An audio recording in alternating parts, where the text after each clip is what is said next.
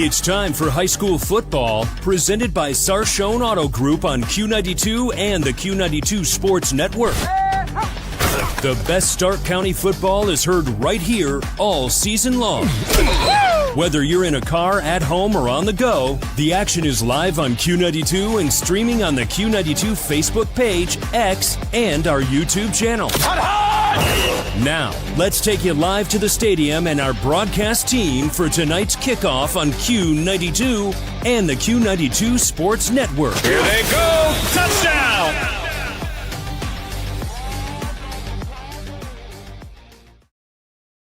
Game show streaming live right here on the Q92 Sports Network, and welcome to Fulton Stadium in East Canton as we have a Division 7 rivalry matchup for you tonight as the East Canton Hornets will welcome in the Malvern Hornets. Good evening again, everybody, alongside my friend and partner Robert Coleman.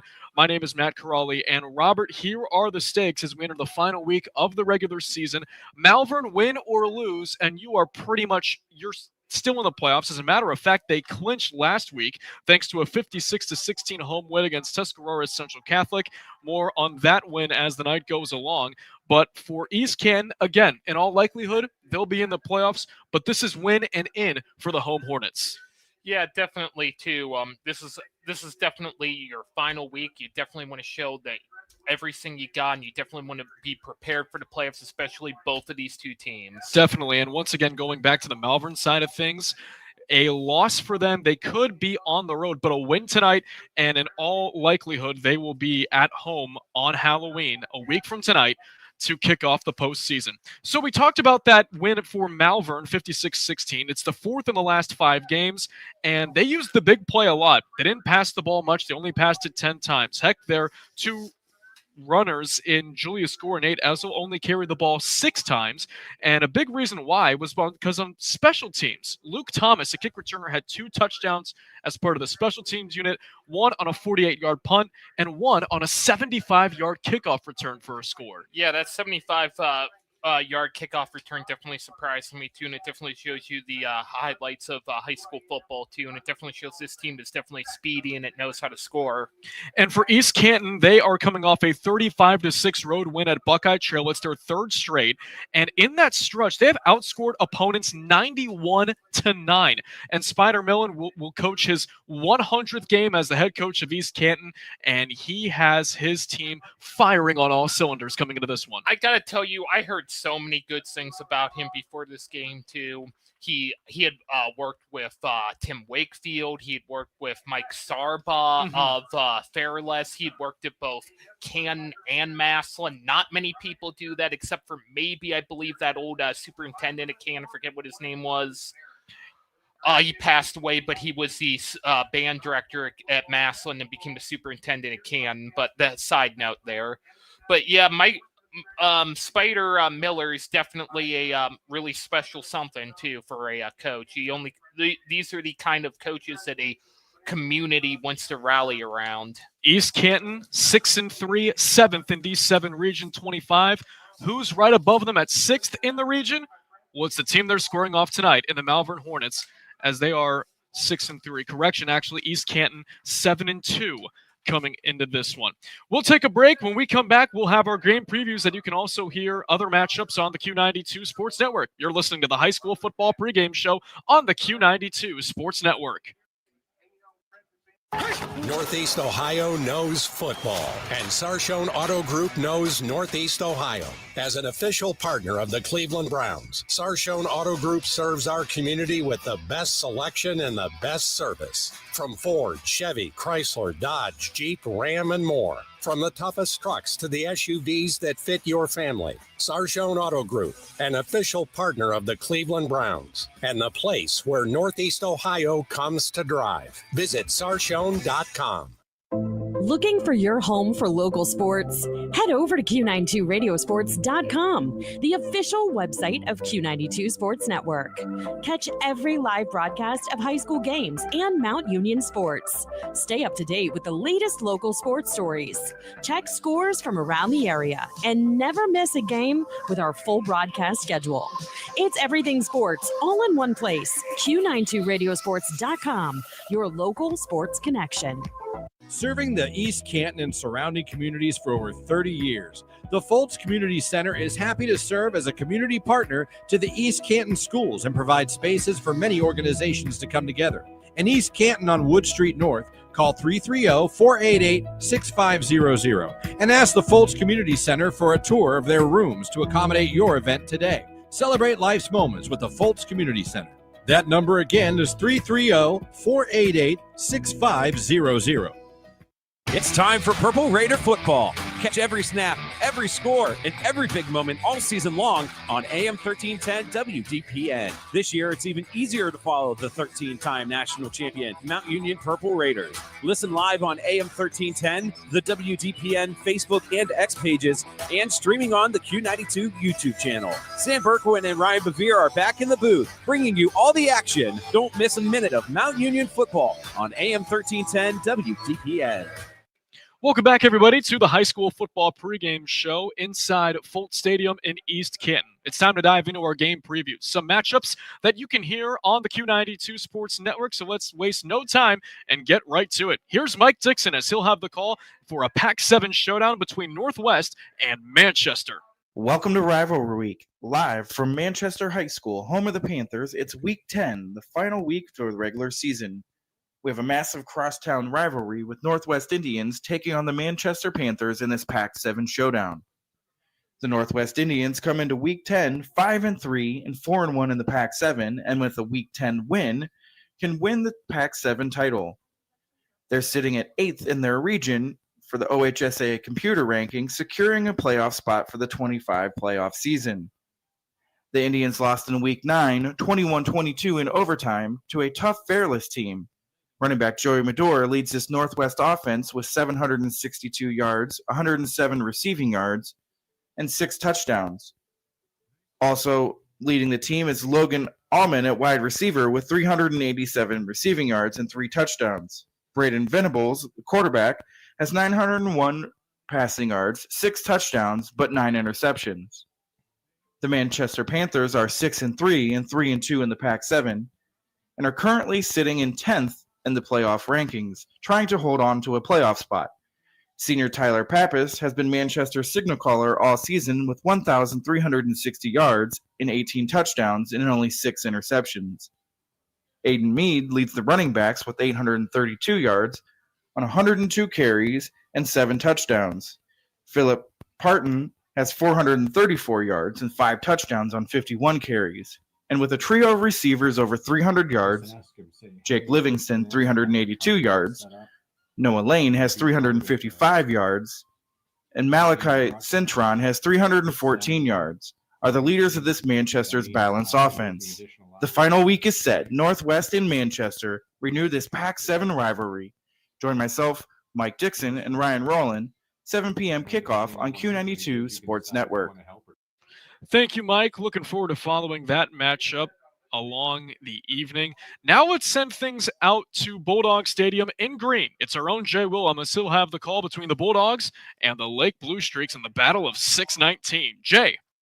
Good evening, everyone. It is Week 10, rivalry week of this 2025 Ohio high school football season on the Q92 Sports Network, brought to you by the Sarshone Auto Group.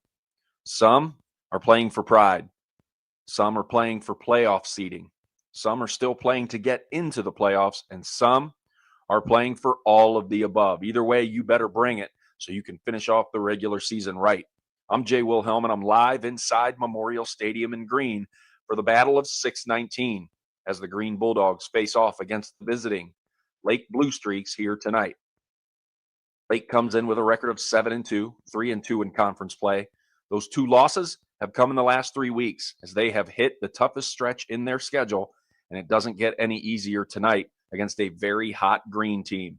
The Blue Streaks have already clinched a playoff spot as they sit in the top 4 of Division II Region 5, and they will look to keep that position or better it here tonight. The Green Bulldogs enter this evening sitting at 4-5, 2-3 in conference play.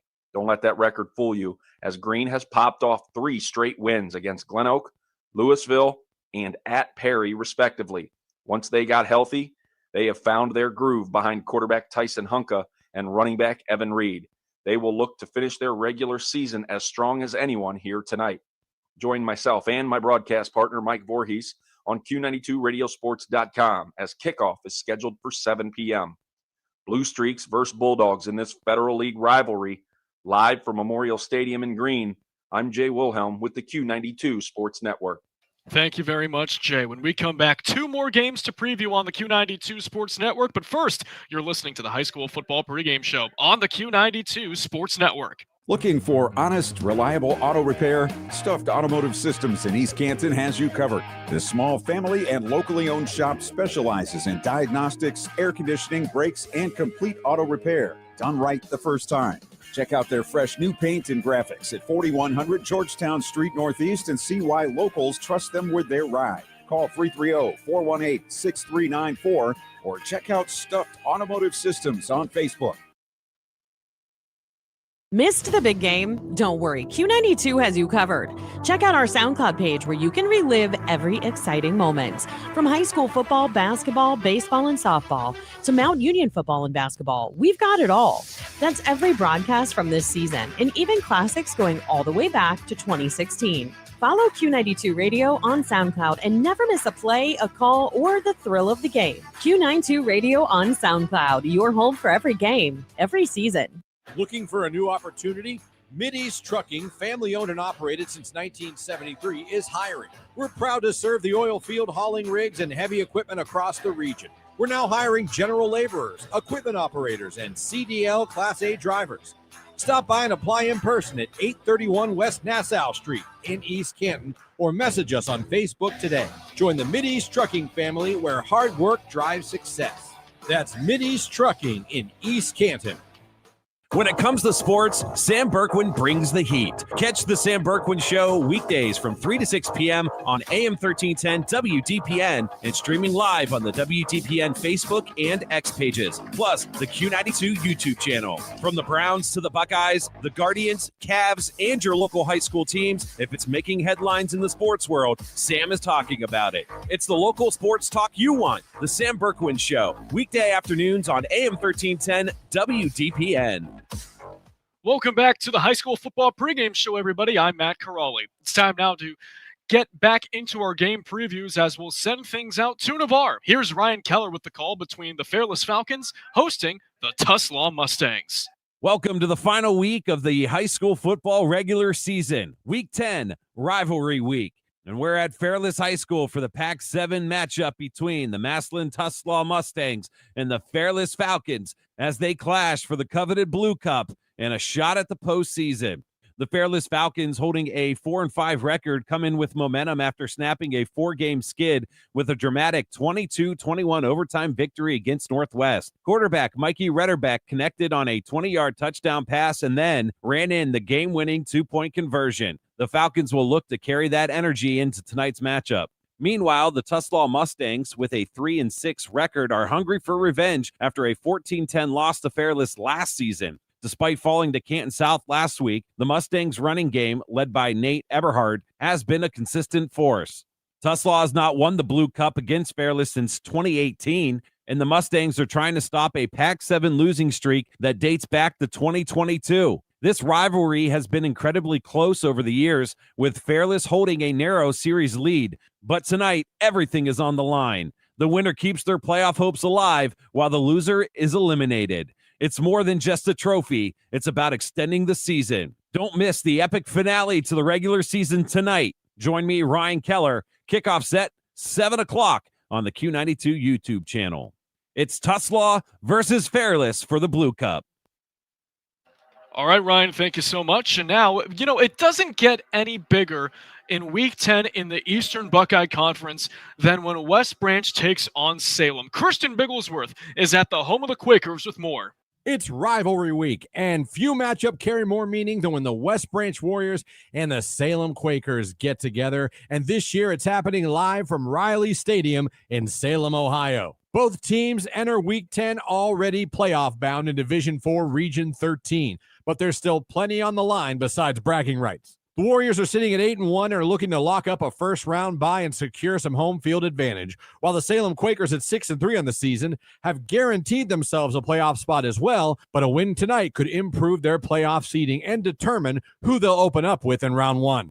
The Warriors haven't lost since week one. They've been on an absolute tear, led by senior quarterback Grady Hurst, who's thrown for over 2,000 yards this season, 22 touchdowns to only 2 interceptions. And of course, the senior wide receiver, Jeremiah Thomas, with his 51 catches, almost 800 yards and 9 touchdown receptions. And he's also rushed for about 300 yards and 10 touchdowns.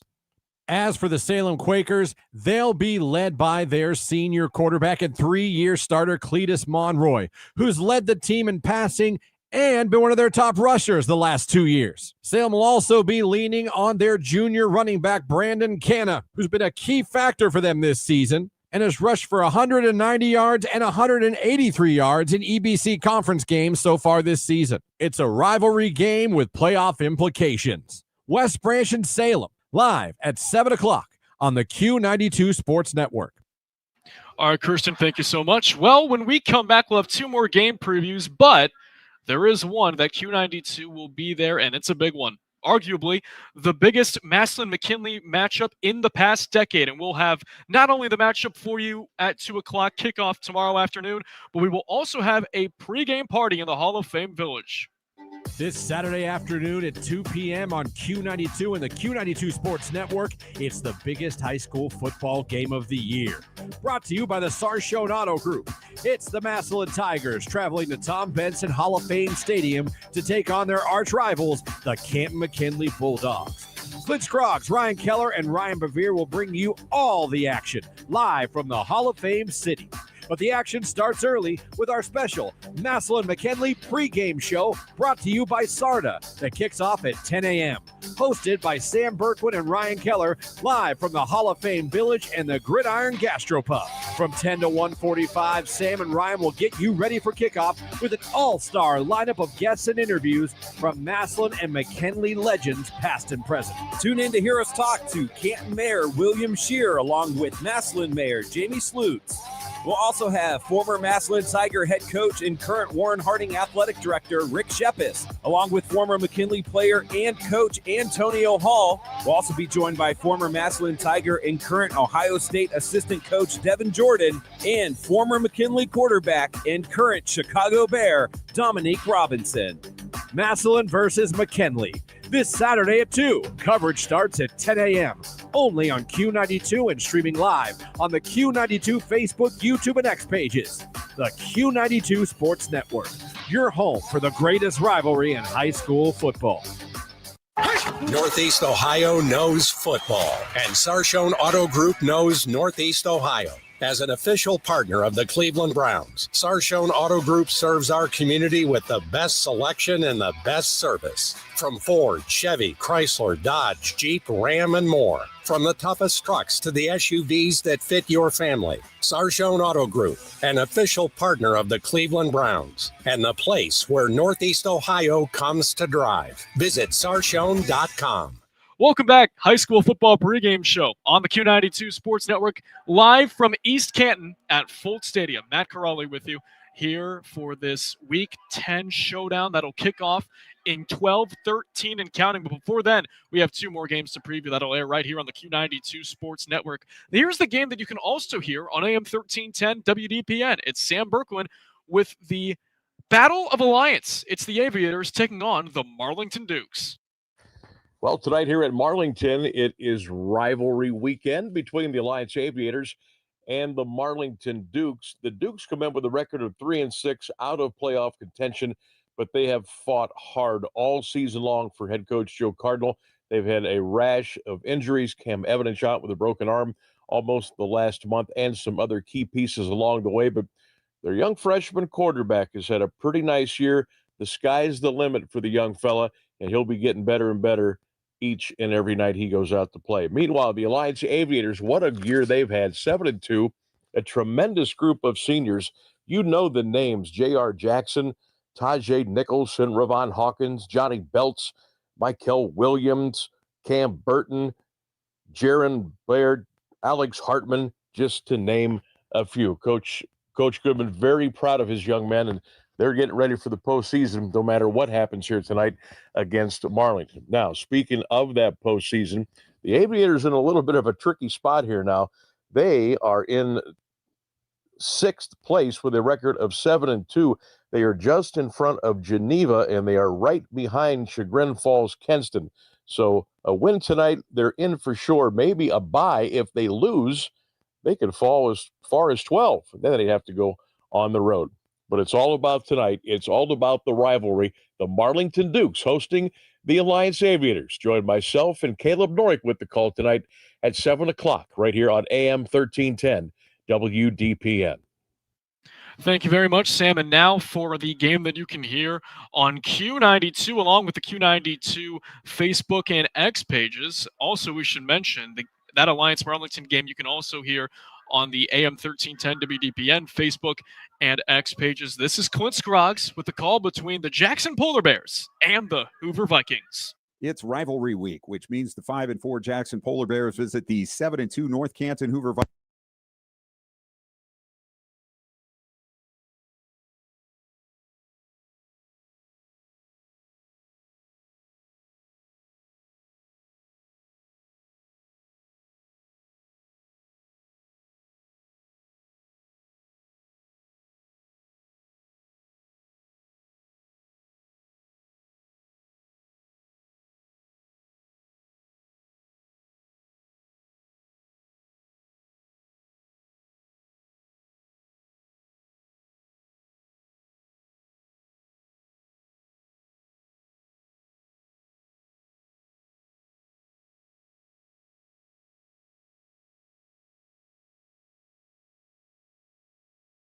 Until week 3. He's second in the Federal League with 16 touchdowns. Senior quarterback Lucas Eckerman returned from injury last week, but was held to 183 yards passing on 13 of 29 and was under. All right, let's try this again. We do apologize again for some technical difficulties. It seems as though that we lost you there for a second. We'll throw it back to Clint at Hoover for the Vikings and Polar Bears matchup that you can also hear on Q92. It's rivalry week, which means the 5-4 Jackson Polar Bears visit the 7-2 North Canton Hoover Vikings. Jackson had its hot streak extinguished in a 40-9 pounding at home for McKinley last week. Despite the setback, the number 6 Polar Bears clinched a home playoff game in Region 1.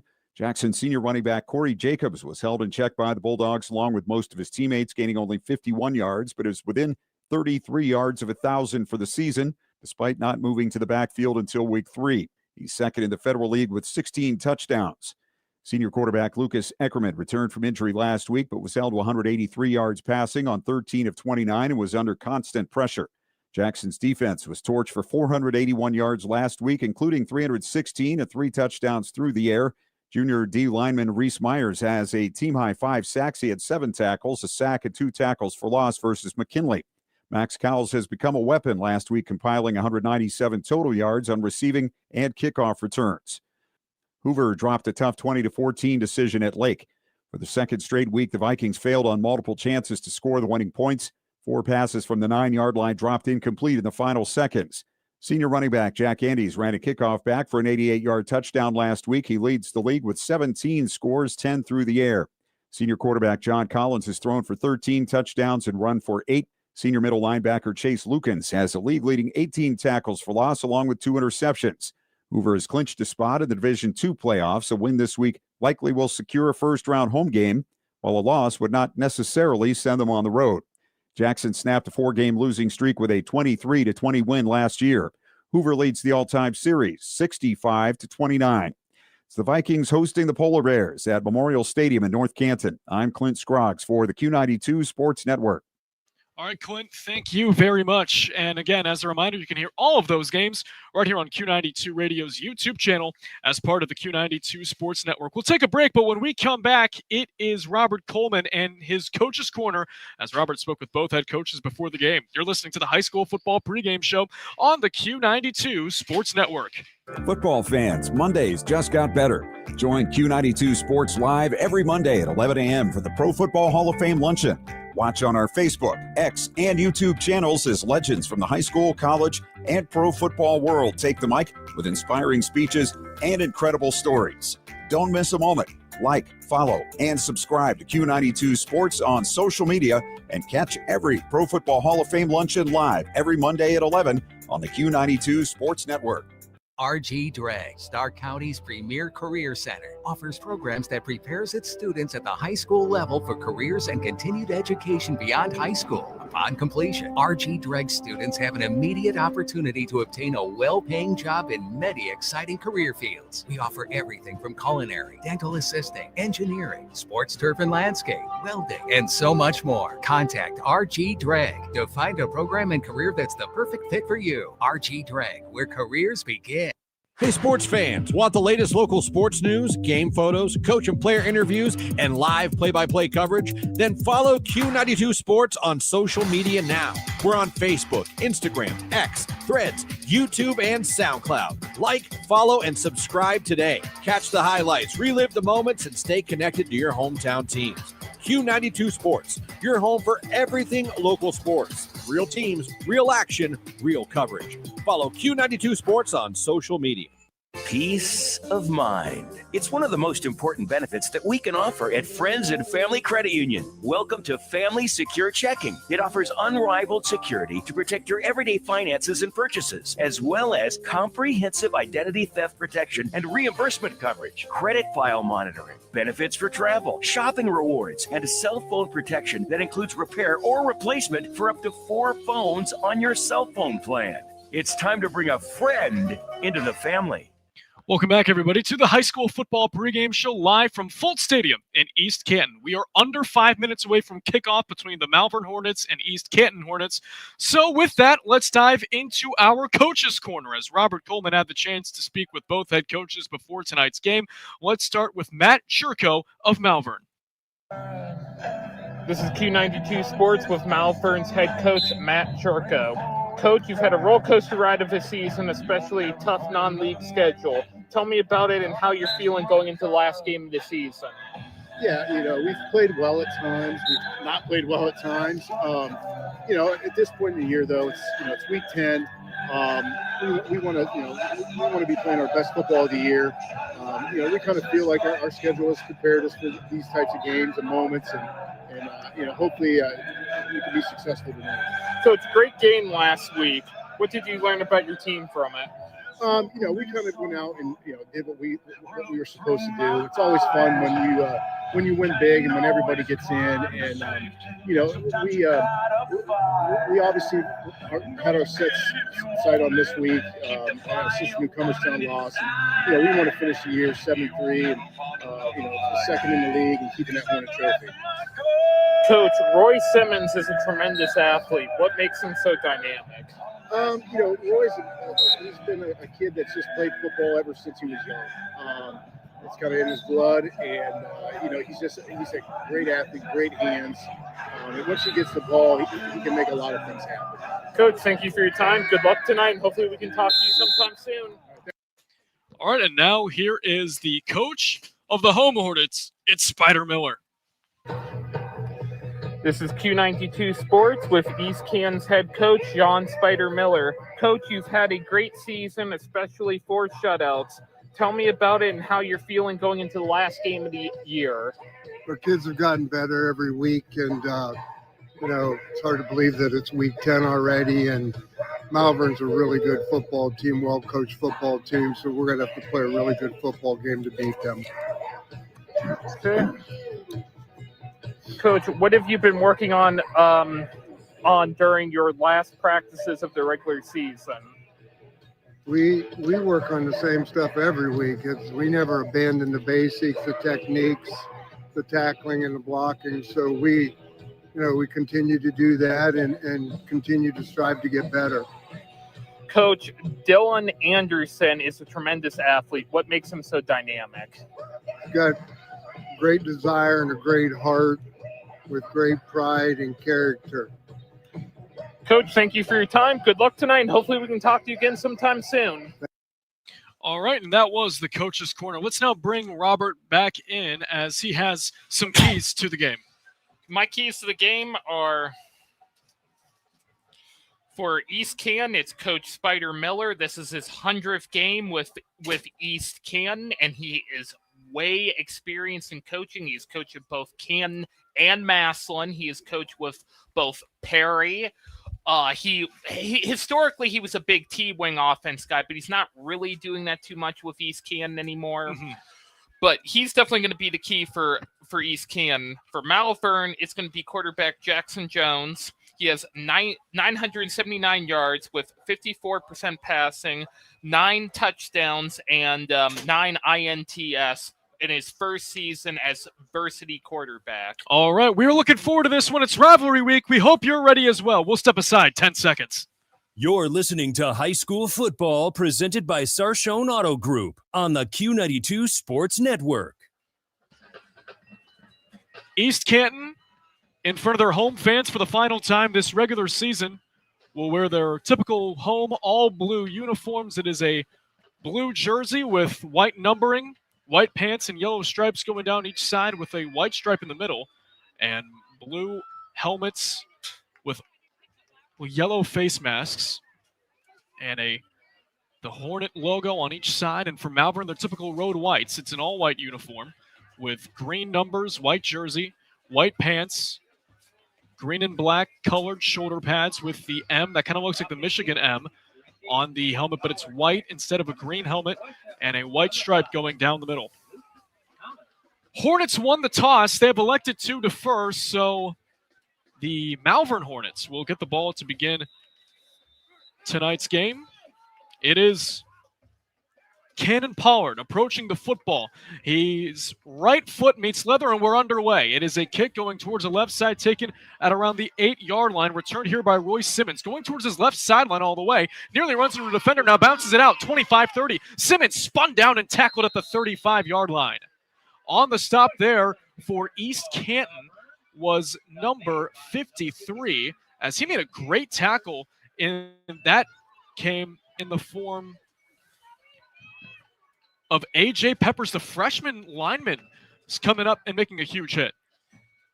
That's what I call one of those rugby plays, honestly, how back and forth it seemed to be in pull and push. So when all said and done, it's a return of 27 yards. Malvern will come out, one receiver left, trips right. Jackson Jones in the shotgun. He takes the snap, fakes the handoff, flips it out, complete receiver screen, but it gets snuffed out behind the line of scrimmage at around the 30. Roy Simmons made the catch, but how about free safety Colby Schrader, the junior, came in with a full head of steam and is forcing the Road Hornets backwards. It's a loss of 5. This is definitely not the place you want to be for the Road Hornets, to say that, or Malvern. But it's definitely somebody's going to get stung at the end of the night. Absolutely, and a great start for this East Canton defense. Trips left, one right. In the shotgun, it's Jackson Jones. The running back's at his left hip. He takes the snap and will give it. This looks to be Julius Gore as he gets tackled in the backfield, and he's brought down again for another loss. This time it'll be about a yard or two. We'll wait for an official spot, but it's going to be a loss of 1 to the 29-yard line. A herd of Hornets in on the stop. Gore, the area's leading rusher. Just under 1,100 yards total on the ground. He's averaging over 7 yards a carry. Leader in rushing touchdowns with 16. Trips left, one right. Jones shotgun. Gore to his left hip. East Canton shows a 5-man blitz. They send 5. Jones throws it wobbler left side. It's caught at the 40. He'll be 5 yards shy of the marker. The catch is made by number 2 and Josh Unch. As East Canton, 2 defenders were there on the stop. It'll be a 4th and 5 for the Malvern 40, and the punting unit will have to come out here for the Road Hornets. Yeah, that was definitely a rough tackle there, especially having 2 people on it. This is definitely where you're not wanting to be if you're Malvern. You want to strike first, and let's say you want to sting first and sting hard. There you go. Don't you love it when you have 2 teams with the same name? Yeah. The Hornets, and we have sting puns all night long. I used to say at McKinley, I bet you $1 the Bulldogs are going to win when they play green. Oh, there you go. Jones is on the punt. 2 return men are back deep for East Canton. Jones catches it, and the punt is away. It's a little bit of a knuckleball punt. It's down inside the 40-yard line of East Canton to about the 37. So East Canton is going to have some really good field position out of this with 9:49 left in the opening quarter. Definitely here. They're definitely going to be set up well. They got definitely a good offense, too. I really like what East Canton was doing on defense also. that's something I couldn't have coached better myself on Madden. East Canton having an unbelievable year, especially compared to a year ago. 3-7 last season, 2-2 in the IBC North, now 7-2 and 3-1 in their division. They come out offensively for the first time tonight. 2 receivers wide left. As the give here for that looks to be number 10 in the form of Colby Schrader. He does get it. It's at the 45-yard line. A nice gain there. It goes for 8 yards, and that'll bring up a 2nd and 2. Dalton Anderson, somebody who I talked about in the interviews with Coach Spider, he is also on East Canton's baseball team. Nice. You definitely love having those multi-sport athletes because that athleticism can really help you out in any position. 2nd and 2. Ball spotted at the East Canton 45. Twins left. None to the right. Malvern, 4-man rush. Quarterback Owen McCroskey takes a shotgun snap, rolls left. He has nowhere to go. Will tuck it himself. He's pushed out of bounds at around the line of scrimmage. We'll wait for an official spot. A couple of defenders from Malvern were there, and they're going to have him say that he's out of bounds at the 45. No gain on the run, and that'll bring up a 3rd and 2. As for East Canton, Anderson, their running back, you give it to him on a short yardage situation. Just under 100 carries on the year, 650 on the ground, over 6 yards a carry on average, and 7 touchdowns. Yeah, I'm not too sure if I'd go for the running back yet. I haven't seen a lot of Malvern's defense to judge what I would do here. But it's going to be interesting to see what Coach does on this. 2 receivers out wide right. They motion 2 more. Play clock's at 3. McCroskey, they get it off. Here's a pitch to a running back that looks to be number 20, Dylan Anderson. His first carry of the night will be short by a yard. They're going to lose a yard on that one. Ball is spotted at the 44, and both teams going 3 and out to begin tonight's ball game offensively. Yeah, they're both struggling to get something going here. Javen Walton, the senior, is on to punt it away. Back deep for Malvern is Luke Thomas on the left, and out to the right is Roy Simmons. Both teams having 2 return men here on the punt. Punt is away. Middle of the field. It's taken by Simmons at the 30. Has a seam 40. 44 on the right side. He's tackled down there. We do have our first penalty flag of the night thrown behind Simmons as he was running. The flag is down at the 40. So could this be a block in the back against Malvern, and could that back them up more? Malvern will start out with nice field position if this were to be against East Canton, but it looks as though, as our officials are talking, that might not be the case. Here's the call.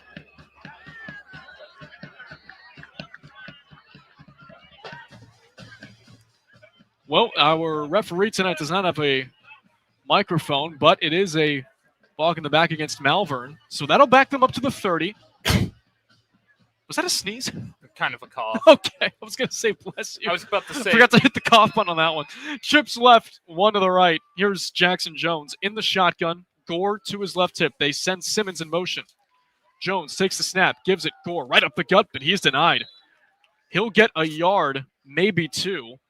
As that East Canton defensive line, 3 of them are out there right now in the form of senior Chase Godfrey, junior Frank Gallagher, and sophomore Maverick Campbell have really had a good first couple of plays to their advantage as they've been keeping Julia's score at bay. To highlight Roy Simmons, too, this season.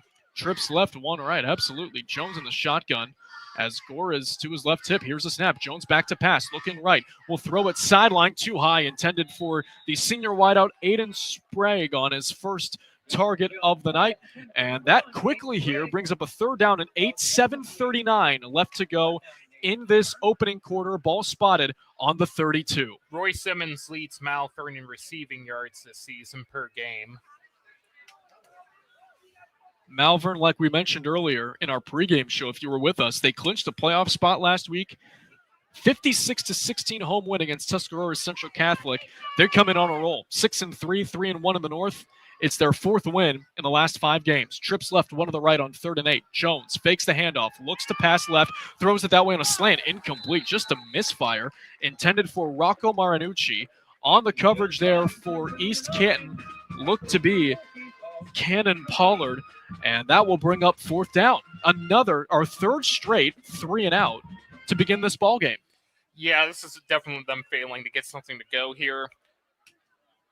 Hopefully these teams, I'd especially too for East Canton, try to just throw one into the backfield if they get the ball back. Jones is on to punt it away from Malvern. 2 return men back deep for East Canton. And Jones will catch it and boot it away from his 23. It's a high kick towards our right. And a fair catch is called. The ball is loose at the 41. Did East Canton make contact with it? Our view was initially blocked. Maybe. Malvern's reacting like it, especially on their sideline. Judging by the and reaction. It looks as though for the moment the officials are discussing it at the East Canton 40. That's definitely a moment where you need replay in high school football. Yeah. Well, it seems as though that they will say that East Canton did not touch it on the fair catch. They let it bounce. It is not a live ball, and the Hornets will have it down to start their second drive on their own 40. I would agree with that call by the refs. It was blocked from our vantage point, but it did sound like that it was indeed a ball that just dropped in front of that looked to be number 3 in the form of Aiden Stevens. Heck, they may have been going off how many Malvern players were on the bottom of the pile. Yeah, there were a lot of those. There were a lot of those surrounding him. 2 receivers left and right. In the shotgun, Owen McCroskey. They send a man in motion, and they'll give it on a handoff, but that one is going to be tackled down for a loss. How about number 22, Brody Powers, the senior linebacker, getting in there behind the line of scrimmage for a loss of 1, as that was Dylan Anderson on the carry, his second of the night. 2nd down and 11 coming up here for East Canton. You know, these both aren't very big teams, but they definitely have a lot of speed to them, and they know how to get through the pockets. 2nd down and 11, as we mentioned. 6:55 and counting left to go in the first. 1 receiver left, trips right. McCroskey in the shotgun.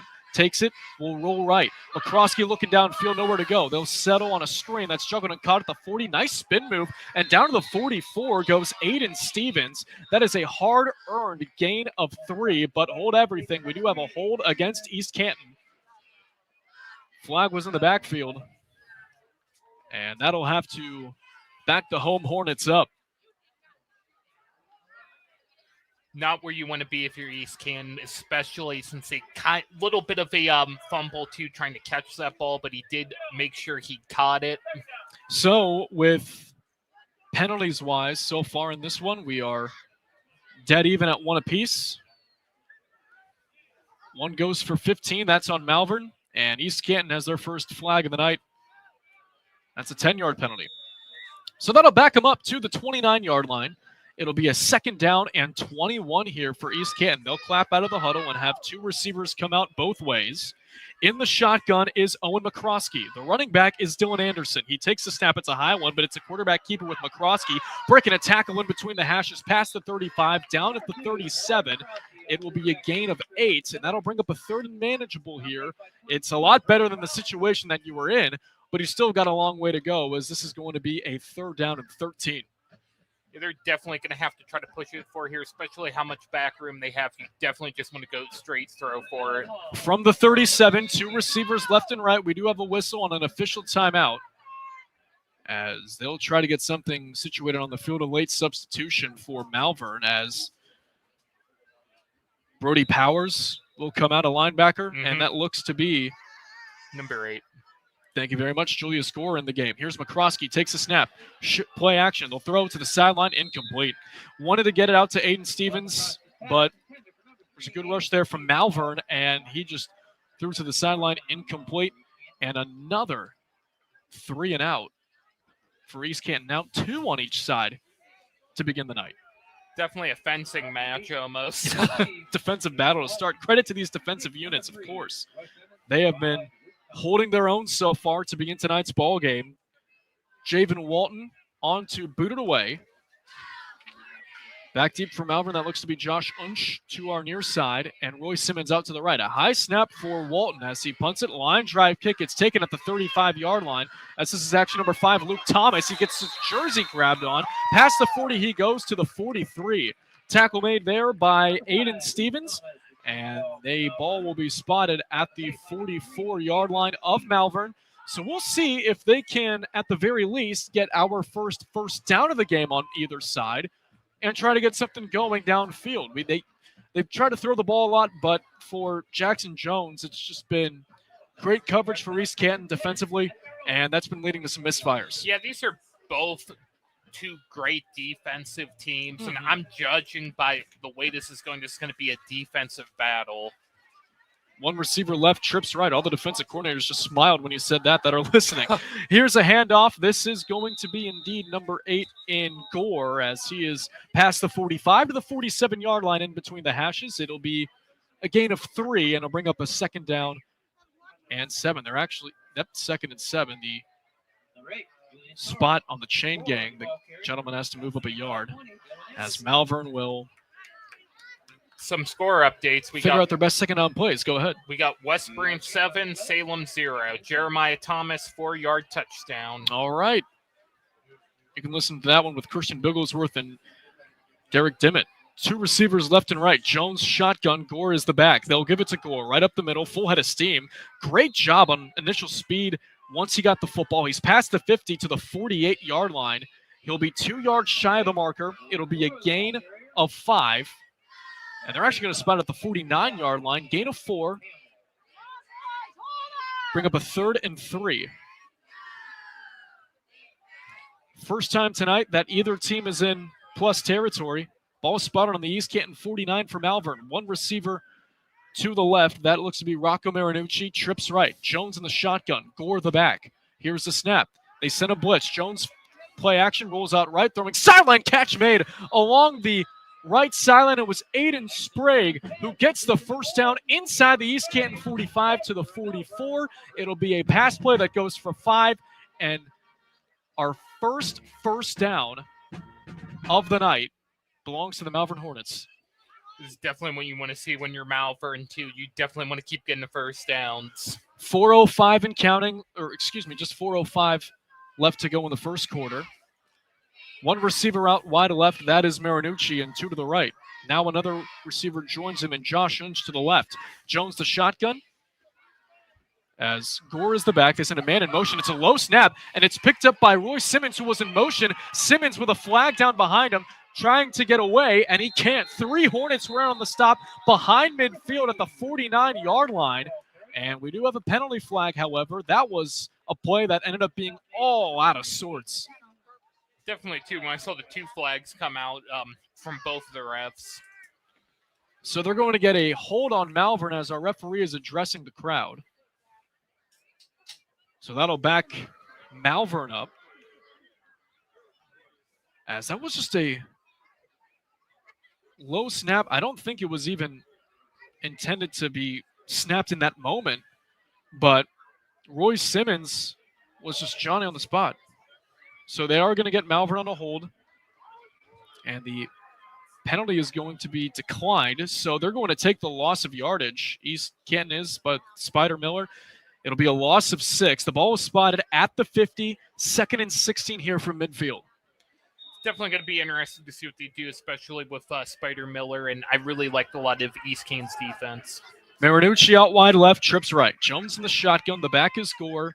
East Canton shows a 5-man rush, and they send 4 in a linebacker. Here's Gore breaking through a small hole on the right side, 45-40. Still going down to the 37-yard line. What a physical run from Julius Gore, as that will go for 17 yards, or excuse me, 13 yards. And that'll bring up a 3rd down and 2 here. I beg your pardon, that's 3rd and 3. Julius Gore's run was longer than Al Gore's run for president. 3rd down and 3. 3:11 left to go in the first quarter. 2 receivers left, 2 right. Jones in the shotgun. It's Gore in the pistol. Takes a snap. Gore the give. Up the middle. Diving for it. Past the 35. He looks to have it, as it'll be a 1st down. He was tackled down right at the 34-yard line. We are at 2:57 left to go in the first quarter, as Malvern slowly but surely moving the ball down the field. Malvern definitely has a lot of momentum going for them in this game. And one of the Hornets is down as he's holding on to his left leg. We'll take a break. 2:57 left to go in the first quarter. It's Malvern nothing, East Canton nothing. We'll update you on the injury when we come back. You're listening to High School Football on the Q92 Sports Network, powered by the Sarshone Auto Group. Serving the East Canton and surrounding communities for over 30 years, the Foltz Community Center is happy to serve as a community partner to the East Canton schools and provide spaces for many organizations to come together. In East Canton on Wood Street North, call 330-488-6500 and ask the Foltz Community Center for a tour of their rooms to accommodate your event today. Celebrate life's moments with the Foltz Community Center. That number again is 330-488-6500.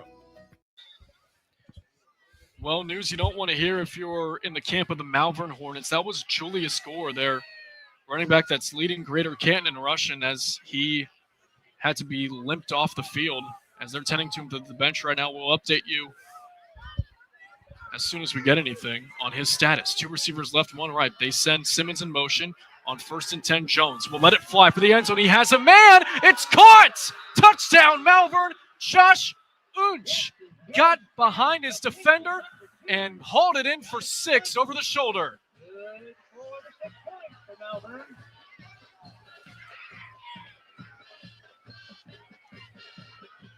37 yards, and the visiting Hornets strike first here in quarter number 1.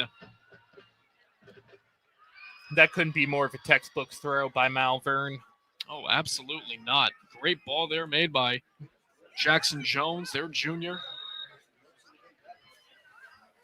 The beautiful touch passes. Great speed from Josh Unch. Breaking through the secondary and bringing it in for 6. They'll go for 2. Jones in the pistol with the back is Luke Thomas. Jones, here's the snap.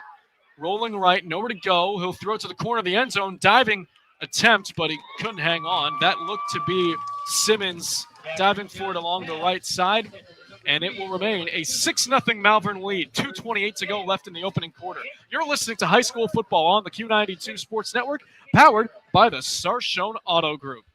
Looking for honest, reliable auto repair? Stuffed Automotive Systems in East Canton has you covered. This small family and locally owned shop specializes in diagnostics, air conditioning, brakes, and complete auto repair. Done right the first time.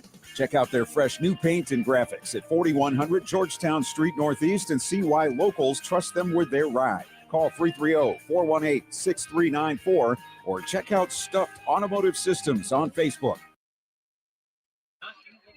Welcome back, everybody. High school football on the Q92 Sports Network. Matt Corrali alongside Robert Coleman with you inside Foltz Stadium in East Canton as Malvern went on a 8-play, 60-yard drive, ended in 6, next to a 37-yard touchdown pass, Robert, from Jackson Jones to Josh Unch. This has definitely been the momentum in the game for Malvern. They definitely got that on their side. It's going to be interesting to see what East Canton does on the defense. East Canton does on the offense here, sorry. No, you're good. Something that, needs noted if you're just joining us, they went for a 2-point conversion, didn't get it. So now they will just have a 6-point lead. It is Malvern kicking it away, as this is going to be returned at the 4 for East Canton. This is the senior James Stubblefield trying to go in between the numbers, and he's down at the 26-yard line.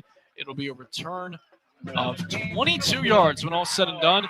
So East Canton looking to respond for the first time this evening. 2:20 left to go in the first. These Hornets, the East Canton one, I should say, these looking for their first win against Malvern since they have been playing in Week 10. It's been a rivalry week theme since 2020, Robert, and Malvern has won every contest up to this point. Yeah, there's even a trophy in this contest, too. I saw it on the bench. 2 receivers left and right. Looking forward to seeing that at the end of this one. They're in the pistol here as the quarterback, Owen McCroskey's in the shotgun, takes the snap. He'll give it to his running back in senior Dylan Anderson.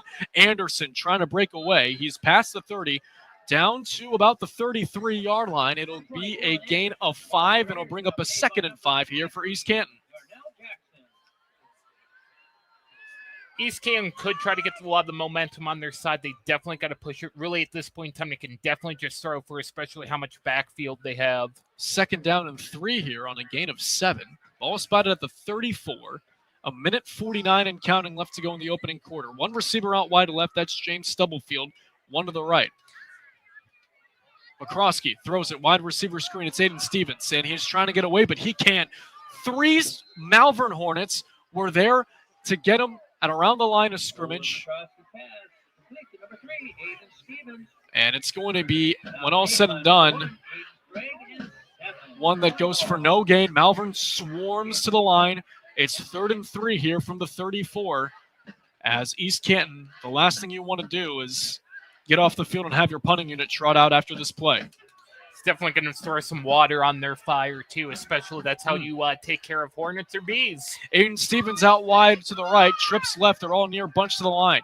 They're going to pitch it. It's going to be Anderson, left side. Dylan Anderson in between the numbers, lowering the shoulder, and it's going to be close. He's inside the 35. Still waiting for a spot. Maybe a little bit of a gain. And that's really close. That could be just a half yard shy, and it is. Oh, wow. The ball was spotted at around the 37. That was the marker, but to these officials, he got the 36.5. Yeah, and this is definitely going to be a tough one, too, especially how great a defense both of these teams have. You definitely could try to go for especially how little you need, but it's definitely going to be close. You got to think quarterback sneak, right? It's 4th and inches. There's 19 seconds. Is 6 seconds on the play clock, and Spider Miller is going to call a timeout to talk things over. With that, we'll step aside. East Canton have a 4th and inches upcoming with 17 seconds left to go in the first on their own 36. When we come back, you're listening to high school football on the Q92 Sports Network, powered by the Sarshone Auto Group. Looking for a new opportunity? Mideast Trucking, family owned and operated since 1973, is hiring. We're proud to serve the oil field, hauling rigs, and heavy equipment across the region. We're now hiring general laborers, equipment operators, and CDL Class A drivers. Stop by and apply in person at 831 West Nassau Street in East Canton, or message us on Facebook today. Join the Mideast Trucking family, where hard work drives success. That's Mideast Trucking in East Canton.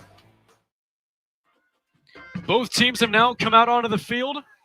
Malvern on top, 6-0. 17 seconds left to go in the first quarter. Matt Corrali, Robert Coleman with you from Fulton Stadium in East Canton.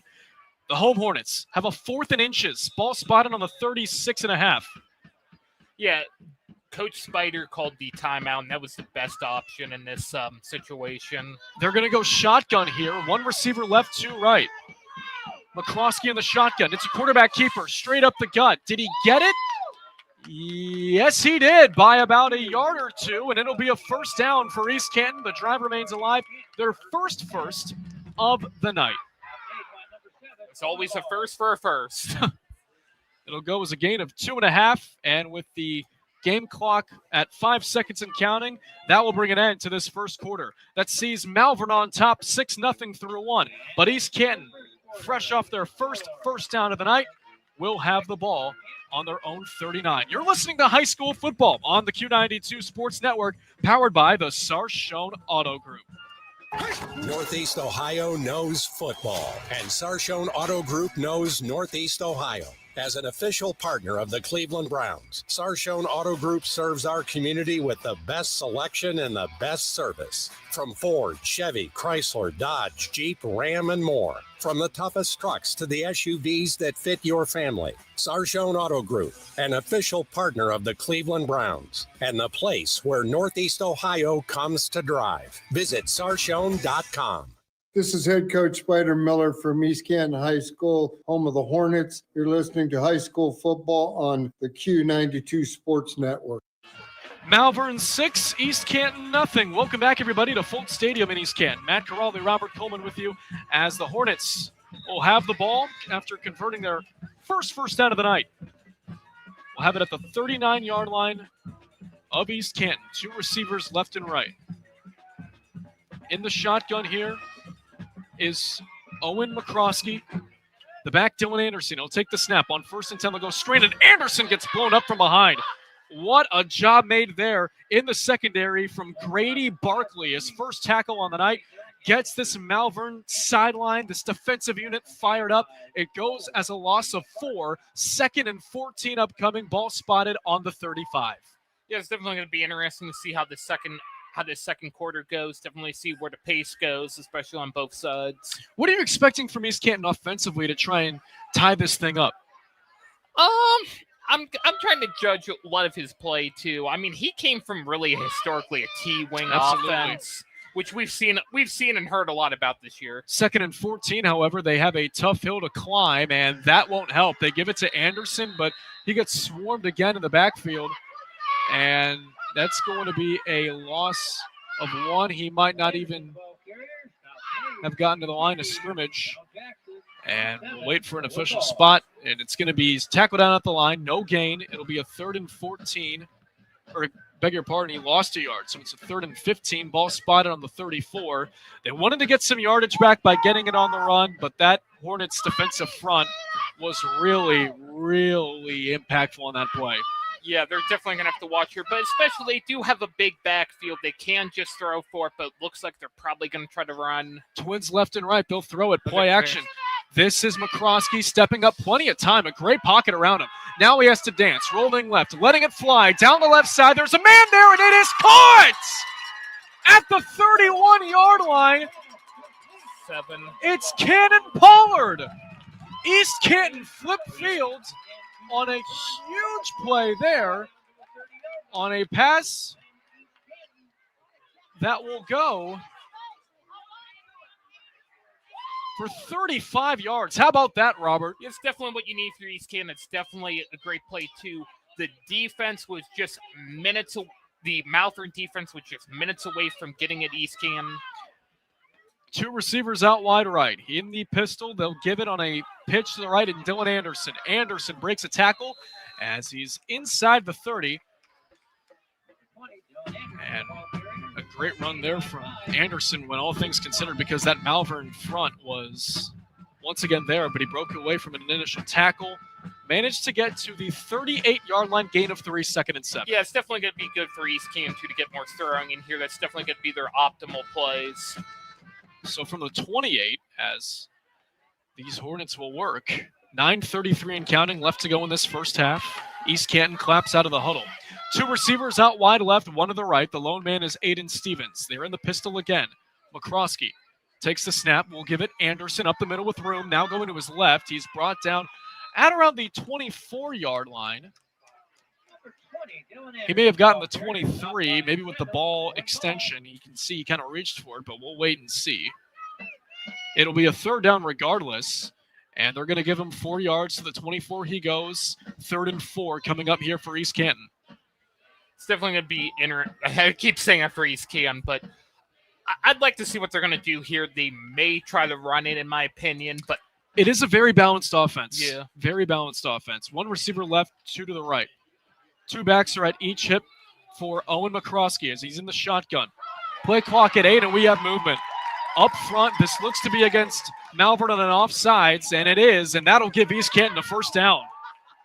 We haven't seen many penalties in the early stages of this one, but that so far is definitely the biggest. Yeah, I agree with it too. I saw it. And for the first time tonight, Robert, we have a team in our RG Drag Red Zone, learn, earn, and succeed. The ball was spotted at the 19-yard line. East Canton has a fresh set of downs. 1 receiver out wide left, 2 to the right. Here's McCroskey giving it. Anderson trying to go up the middle, keep the legs moving, fighting for every yard he can get, as he'll be taken down for about a gain of what looks to be 3. And it is a ball we spotted at the 16-yard line. 2nd down and 7 upcoming here for the Hornets. This is definitely going to have to be a crucial point, too, for East Canton to definitely score here. They can also just get the field goal in for the extra point and be in the lead. Absolutely. You definitely want to cash in for 6 here. No doubt about that. On 2nd and 7, McCroskey's shotgun. Drops back to pass, rolling away from the rush. Now will tuck it himself 20. 15, McCroskey lowers the shoulder at the 10. Oh, you love seeing that from your quarterback. The toughness on the run. He doesn't slide. He lowers his shoulder, and he is brought down at the 10-yard line. It's a gain of 5, bringing up a 3rd and 1 with 7:20 and counting left to go in the half. Great effort there. We got some score updates. Green 7, Lakes 3. McCroskey last week had a 30-yard rushing touchdown. In last week's win, it was the final score on either side. And their 35-6 win at Buckeye Trail. They go shotgun on 31, pitch it to Anderson. First down past the 10 as he fights for a little bit more, as he'll be taken down inside the 10 to about the 8. It's going to be a 1st and goal here for East Canton as they are just moving right along. It seems to me, Robert, that it kind of took a little bit to kind of find your footing for both sides offensively, but now they've started to get in the groove. Ball was spotted at the 8, and it'll be 1st and goal. Definitely, too, especially with this cold air. You gotta watch. You gotta watch out for cramping. You're definitely not gonna be as loose. 46 degrees at kickoff. By night's end, we'll get to about around 42 degrees. One receiver to the left. That is James Stubblefield, trips right. McCroskey in a world of trouble as he takes the snap. He'll just roll out and throw it away, incomplete to the right side. How about that Malvern rush, making life uncomfortable from the word go for Owen McCroskey? A little bit of an odd man rush if anybody gets a hockey reference there, too, for defense. I gotcha. Absolutely. 6:23 left to go in this first half. As a reminder, fans, stay tuned for the halftime show. You'll hear the Q92 halftime news from our own Jeff Mears back in our studio in Alliance. We will have the highlights and analysis from this one and a look at rivalry week scores in Greater Stark County. Officials are talking at around the 15-yard line. I didn't see a flag, Robert, unless you did. I don't think so. One of the officials is running the talk with Spider Miller. And, well, we can talk about some stats here. A team leader for sacks on Malvern, I should say, is Luke Thomas. He has been player that's made his impact so far. He made a couple tackles in this one. These stats are coming off max reps. East Canton now back in their huddle. 2nd and goal. Ball was spotted on the left hash at the 8-yard line. They clap out and come out, trips right. One receiver out wide left in the form of Stubblefield. In the shotgun pistol is McCroskey. He takes the snap, fakes the run, throws it over the middle. It's intercepted in the end zone. Picked off by Grady Barkley, as that ball looked to be tipped at the line because he had Stubblefield open on a slant over the middle. And it looked to me, Robert, that one of the Hornets on the defensive front got their hand on the ball, threw off the pass, and then into the chest of Barkley. Yeah, that's definitely a surprise there, too. They were definitely kind of struggling to throw the ball, so that's an error you're probably not going to live down, but you're going to have to. An unbelievable play, especially on the Malvern side of things, because you thought you may at least have this game tied and probably up or down by 1. Now you get the ball back at your own 20, and you can try and cash in for something before this half comes to a close. One receiver left, trips right. Jackson Jones in the shotgun takes a snap, fakes the handoff. Jones will step up and throw over the middle. Incomplete towards the right side. Malvern wants a flag for pass interference. They're not going to get one as Roy Simmons was the intended target. He did get ahead of his defender in the form of Aiden Stevens. There was a little bit of contact, but I don't think anything to force to bring out the yellow laundry. Definitely not. So a 2nd and 10. Malvern claps out. One receiver left. That is going to be Julius Gore, I believe. Out wide left, trips right. Here's Jones. They'll give it on a run. Actually, this is Gore. Towards the left side, full out of steam, 25-30. First down and more. Out of bounds at the left sideline toward the 35. They may give him the 36. A big run there of around 16 yards for Julius Gore, and it's a first down for the Hornets as they'll officially give him 17. The ball was spotted on the 37. This is definitely going to be interesting to see. I know I've been saying that a lot, but it's definitely see what East Canton does here, especially with their defense. I've been really liking their defense. One left, trips right of the receivers. This is Gore, stuttering his way on the left side of the line, trying to break tackles, brought down inside the 40. Modest gain there from Julius Gore, the area's leading rusher, and that'll bring up a 2nd down and manageable here for Malvern. Malvern's probably just going to go for it, especially on this down. Especially on running the ball, you say? Yeah. It's a gain of 6, second and 4. I mean, when you have a big physical back like Julius Gore, 6'2", 205 in the backfield, tough to bring down. One receiver left, trips right again. Jones shotgun, same formation as the last play. East Canton showing a 6-man rush. They bring the house, and this time Gore will be denied. Furthest he'll get is the line of scrimmage as we approach the 5-minute mark in this first half, as he'll be brought down there. No gain on the play. 3rd and 3 upcoming here for Malvern. They're actually going to give him a yard. Jackson Jones comes into his huddle. Keep looking to keep this drive alive. Jackson Jones has a QB rating of 68 on max reps. We'll see if he throws it here on 3rd down. 1 left, 3 right of the receivers. He will. Throwing it this way. Nearly picked off by Aiden Stevens.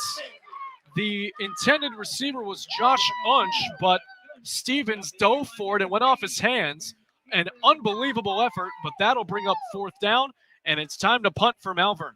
A little bit of a hard one to catch there, too, when you're diving for it. You lose a lot of your coordination. Yeah, Stevens will now be back deep to receive a punt as Jackson Jones on to boot it away. This has kind of been, as I said before, the pitcher's duel of football. Defensive battle for sure in this first half. Jones standing at his own 32, awaits the snap, catches it, and will punt it away. Spiraling deep kick as this could bounce into Malvern's favor. It's bouncing at the 1. It goes into the end zone for a touchback. So East Canton will come out to their own 20-yard line. We'll step aside for 10 seconds. You're listening to High School Football presented by Sarshone Auto Group on the Q92 Sports Network. 4:18 left to go in this first half. Matt Corrali, Robert Coleman with you. Malvern on top, 6-0 as you see on our scoreboard, but East Canton gets the ball back off a punt from Malvern. They have 2 timeouts to go. They burned 1 as that timeout was brought to you by Friends and Family Credit Union. It's time to bring a friend into the family. 2 receivers out wide left. McCroskey in the shotgun, the running back right behind him in the pistol is Davis Anderson, as Hill will give it to him. And Anderson will be brought down at around the line of scrimmage. Once again, great job there by the Malvern front 3. As that was a gain of 1. Ball was spotted at the 21. 2nd down and 9 upcoming here for East Canton. It's going to be interesting. Like I keep saying, it's going to be interesting. It's going to be intriguing to there see you what go. East Canton does. Different here. I word, yeah. Same meaning. Especially on their offense here. I'm guessing too. This is almost like a almost T-wing offense too. They do like to run the ball a lot. In. Absolutely. Here's McCroskey in a play action. They'll throw it this time. Left side, complete to Stevens inside the 25 to about the 26. No official spot yet as we approach 3:28 and counting left to go in this first half. It'll be a 3rd down and short as the Hornets once again. This isn't the first time not only East Canton but both of these teams have found themselves in a situation where it's a 3rd and short. You can attack it both ways, but you better execute because you need it to kind of keep the drive alive. But for East Canton especially, they could kind of milk this a little bit to close to halftime. Yeah, both of these teams are going to have to watch out, too. And they're going to have to watch out they don't keep giving the ball back to each other. 1 receiver left, 2 to the right. McCroskey in the shotgun. Anderson right behind him's the back. 3rd and 3 from their own 27. They fake a pitch. McCroskey rolls right. On the move. Lets it go. Complete. Catch made. This is going to be number 25 in the form of Aiden Candle. His first catch of the night is a big one. It's a 1st down as they go bootleg. It'll be down at the 43-yard line on a pass play of 15 yards and a new set of downs, I should say, for East Canton. Yeah, that's definitely what you want to do. You definitely want to start mixing up too for East Canton. You definitely don't want to just keep running it. 2:34 and counting. Left to go in this first half. 2 receivers out wide left, 1 to the right. McCroskey in the shotgun. The handoff. This is Dylan Anderson. And Anderson gets tackled down in the backfield. For Malvern, it was Josh Unch and Owen Ball on the stop, as that'll be 2nd down and 10, no gain on the play. As East Canton looking to go a little more fast tempo here, we approach 2 minutes.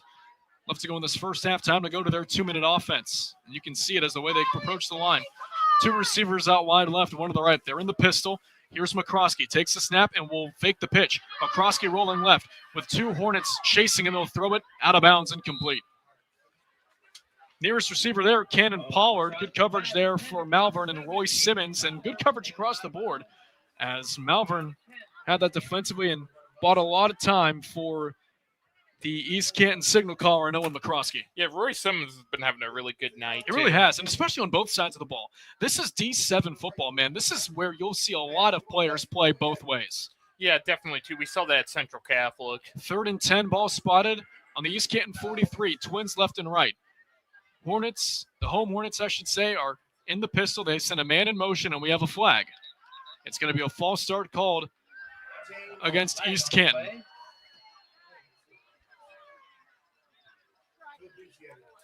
We got some score updates. Tussall 13, Fairless 6.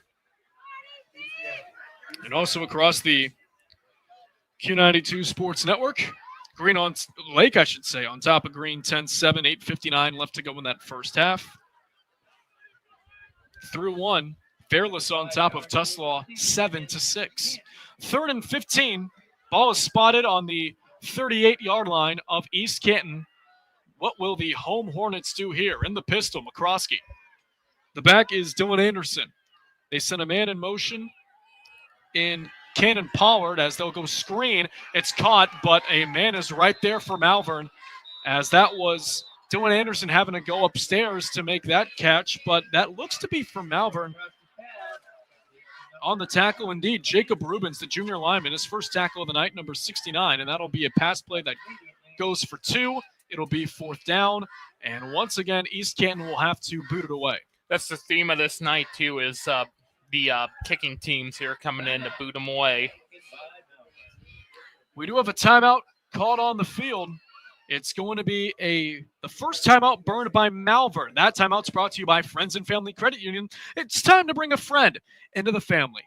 6-0. Malvern on top. 1:23 left to go in this first half. You're listening to high school football on the Q92 Sports Network, presented by the Sarchone Auto Group. Looking for honest, reliable auto repair? Stuffed Automotive Systems in East Canton has you covered. This small family and locally owned shop specializes in diagnostics, air conditioning, brakes, and complete auto repair. Done right the first time.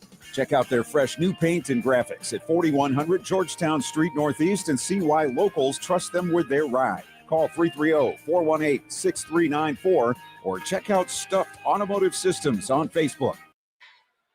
East Canton on a booted away on a 4th and 13 on their own 40. And we have a flag down as the snap was going, as this is going to be what looks to be encroachment called against Malvern or an offsides of some sorts. And it's going to be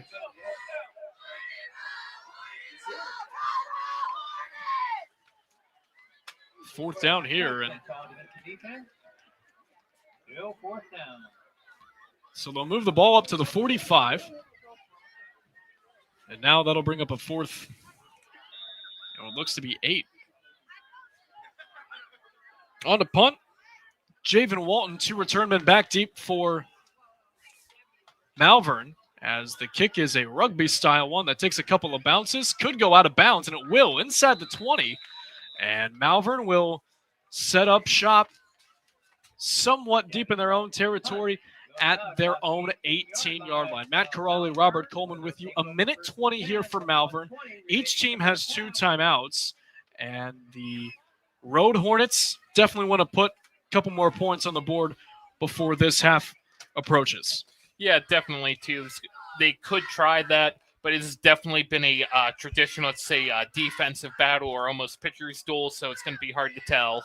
So the offense comes out for Malvern. 2 receivers, now 3 out wide to the left, 1 to the right. Lone man out wide near side is Aiden Sprague.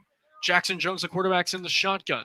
They'll give it. This is Julius Gore on the right side as he gets blown up. What a hit from Dylan Anderson. as he pretty much pushed him down to the ground. And that's a tough thing to do for Julius Gore. Like I mentioned earlier, Gore 6'2", 205. He's a fast guy, too, especially. He's got all the attributes that head coach Matt Churko would love to have in his running back. 53 seconds and counting. 2 receivers out wide left, 1 right. Jones in the shotgun. From his own 18, Jones fakes the handoff, looking left, will let it fly. A little bit of a wobbler down the left side. Double coverage, it's picked off. Intercepted by Colby Schrader. And Schrader is down at the East Canton 48. That was First turnover of the night for either team. That was a textbook interception, too. I don't believe if you got the number on the interception. That was indeed for East Canton number 10 and Colby Schrader, their free safety. Yeah, definitely, too. He's a junior, too. He's got a lot of time, too, and he's definitely showing that he has what it takes to be on this team. And now if you get some big chunk plays, maybe run it a little bit. Heck, you have 2 timeouts. You have a lot at your disposal here to make this interesting before you head to the locker room if you're East Canton. 1 receiver out wide left, 2 to the right. They're in the pistol again. McCroskey in the shotgun, Anderson the back. Here's McCroskey. Fakes the handoff. 3-step drop, screening it for Anderson. Left side, and he has blockers. 50. Left side, 45. Nice trick move, 40. Down inside the 40-yard line. It'll be a first down for East Canton, and they will call a timeout. They use the short yardage pass to the first time to their advantage. The ball will be spotted at the Malvern 37. And we'll keep it here. Matt Corrali, Robert Coleman with you. There are 26 seconds left to go in this first half. How do you expect Spider Miller, who's coaching in his 100th game as the head coach of East Canton, to kind of approach this and get this into the end zone? Judging by the way he's done the almost first half of this game, he's definitely going to run this, especially since it's first down, to see what kind of yards he can gain, in my opinion, but we'll see. We should say this is actually his 101st game tonight. That was last week. And his record as East Canton head coach, 50-50. A total of 500 through the first 100 games here in EC. Most of the playoff appearances you see on the front gate are because of him. They clap out of their huddle. 1 receiver left, trips right. McCroskey in the pistol, Anderson the back. Malvern sends a 4-man rush with time. McCroskey now has to roll right. McCroskey with plenty of time and protection will step up and run. He's out of bounds to 35. Oh, a late hit, and there's a flag. Yeah. McCroskey stepped out of bounds. Malvern delivered a late blow, and that will help out East Canton a ton. And with 17 seconds left in the first half. Yeah, we could see that from the other side of the field, too, especially he was tackled. Yeah, that was clear as day. On their side. We don't have a number on who delivered the hit, but that will move the ball up for East Canton significantly because of that. Because McCroskey ended up getting some good yardage out of that, given the situation. Wasn't a first down, but now it is because of the penalty. Yeah, you got to watch people. The injuries can happen, and that's a prime spot of where it can happen. So. And Robert, because of that, East Canton is now in our RG drag red zone. Learn, earn, and succeed. Ball spotted at the 18. New set of downs. The last time they were down here in this area, it was an interception earlier in the quarter. Can East Canton strike and turn it into 6 with 14 seconds left in the half? 3 receivers out wide left, 1 to the right. McCroskey shotgun takes a snap. Looks left, rolls left. With time, McCroskey will be brought down and sacked. Taken down by number 50, Darnell Jackson. And they'll have to burn a timeout with 4 seconds left. That took 10 seconds off the game clock. So now you're just going to have to launch it 1 shot to the end zone. That was a little bit almost of a sting on East Canton's quarterback, too, by Malvern. But a great job there made by Malvern's secondary in terms of locking up receivers and just giving McCroskey nowhere to throw the football. Yeah, and, too, you got a lot of secondary, too. They're almost playing both sides of the ball, so you definitely know how to handle and definitely know what they can do here, too, especially when you're on D7. They're obviously out of our RG drag red zone, and it'll be a loss of 14 on the sack when all said and done. So the ball will be spotted at the Malvern 32. And you kind of have to go on a glorified-ish Hail Mary, a short yardage Hail Mary, whatever you want to call it, because Malvern will be sending a lot of men in coverage. I personally wouldn't try that, but I'd maybe try an outside. They're actually going to try a field goal here. Okay. This is going to be a 50-yarder. I kind of call this a spring football kind of. Cannon Pollard on the kick. They do have a man back deep in the end zone to return it if it's short, and Aiden Sprague. Snap good, hold down. Kick on the way. It is going right, no good. It would have been close. It might have cleared the upright, but for Cannon Pollard, a great effort. Got leg into it, but missed it right. I mean, that wasn't a bad option on East Oh, Canton. absolutely not. Try to get on the board, especially with this much time left, and we're going into halftime now, I believe. Yes, Absolutely. Yep. We're going to go to the break here soon, but Pollard, a great effort. Just missed it right, as we mentioned earlier. And it will be a 6-0 Malvern lead as we go to the half. When we come back, we will have the Q92 News with Jeff Mears. You're listening to High School Football on the Q92 Sports Network, powered by the Sarshone Auto Group. RG Drag, Stark County's premier career center, offers programs that prepares its students at the high school level for careers and continued education beyond high school. Upon completion, RG Drag students have an immediate opportunity to obtain a well-paying job in many exciting career fields. We offer everything from culinary, dental assisting, engineering, sports turf and landscape, welding, and so much more. Contact RG Drag to find a program and career that's the perfect fit for you. RG Drag, where careers begin. Looking for your home for local sports? Head over to Q92radiosports.com, the official website of Q92 Sports Network. Catch every live broadcast of high school games and Mount Union sports. Stay up to date with the latest local sports stories. Check scores from around the area and never miss a game with our full broadcast schedule. It's everything sports all in one place. Q92radiosports.com, your local sports connection. Looking for a new opportunity? Mideast Trucking, family owned and operated since 1973, is hiring. We're proud to serve the oil field, hauling rigs, and heavy equipment across the region. We're now hiring general laborers, equipment operators, and CDL Class A drivers. Stop by and apply in person at 831 West Nassau Street in East Canton, or message us on Facebook today. Join the Mideast Trucking family, where hard work drives success. That's Mideast Trucking in East Canton.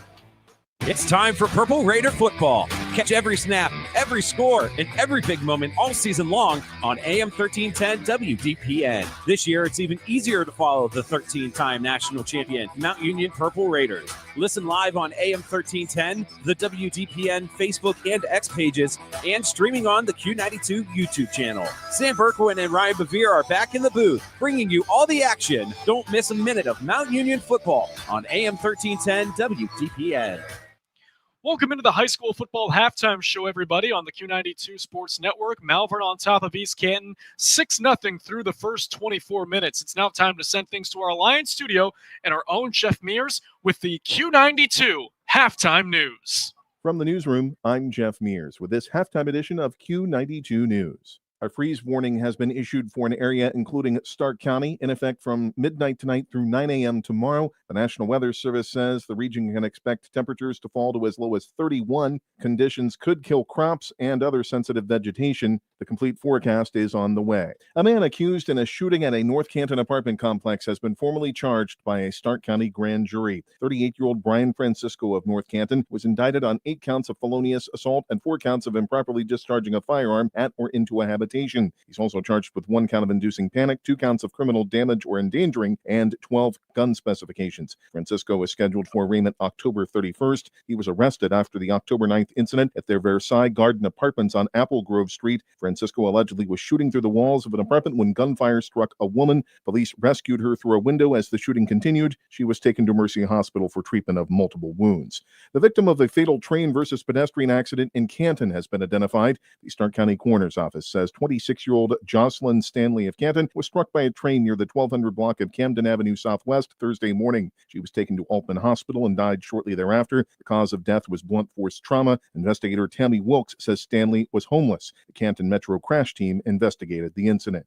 The Stark Metropolitan Housing Authority has fired its housing voucher director, Becky Vallecchio, citing poor job performance. She ran the Section 8 Housing Choice Voucher Program, which helps low-income residents pay rent. But the agency has been falling short, using only about 1,300 of its more than 1,700 available vouchers and spending just 86% of its federal budget this year, even with a waiting list of 700 people. A review found Vallecchio failed to meet federal requirements and didn't respond to leadership requests. According to the repository, Executive Director Danita Johnson said previously that if misunderstanding about federal reporting deadlines added to the problem, the agency now has until the end of the year to catch up and avoid possible funding cuts. The deadline to close a deal to take Hall of Fame Resort and Entertainment private has been extended to October 31st. An SEC filing shows the buyer and its affiliates also provided another $2 million for general corporate purposes. Hall of Fame Resort entered into a deal with HOFV Holdings in May. HOFV is an affiliate of Industrial Realty Group, which is led by Stuart Lichter, who is also on the resort's board of directors. Shareholders recently approved the agreement that would see the resort merge with Omaha Merger Sub and be a wholly owned subsidiary of HOFV Holdings. The deal has not been approved by creditors, who would exchange notes for equity in the new company this year.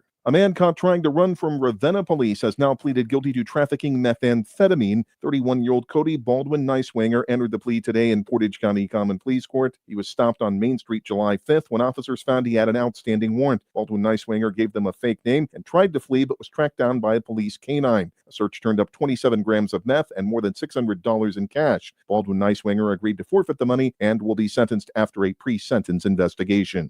More news after this. The Q92 Sports Network brings you more high school football and basketball games than anyone else, by far. But did you know that you can go back and listen to our broadcast again? Simply go to the Q92 radio page on SoundCloud. We posted the games we broadcast for everyone to go back and relive. We have playlists filled with our high school football broadcasts from 2016 to this season. So go to SoundCloud now, follow Q92 Radio, and listen. And thank you for listening to all of our sports broadcasts of high school football and basketball on the Q92 Sports Network.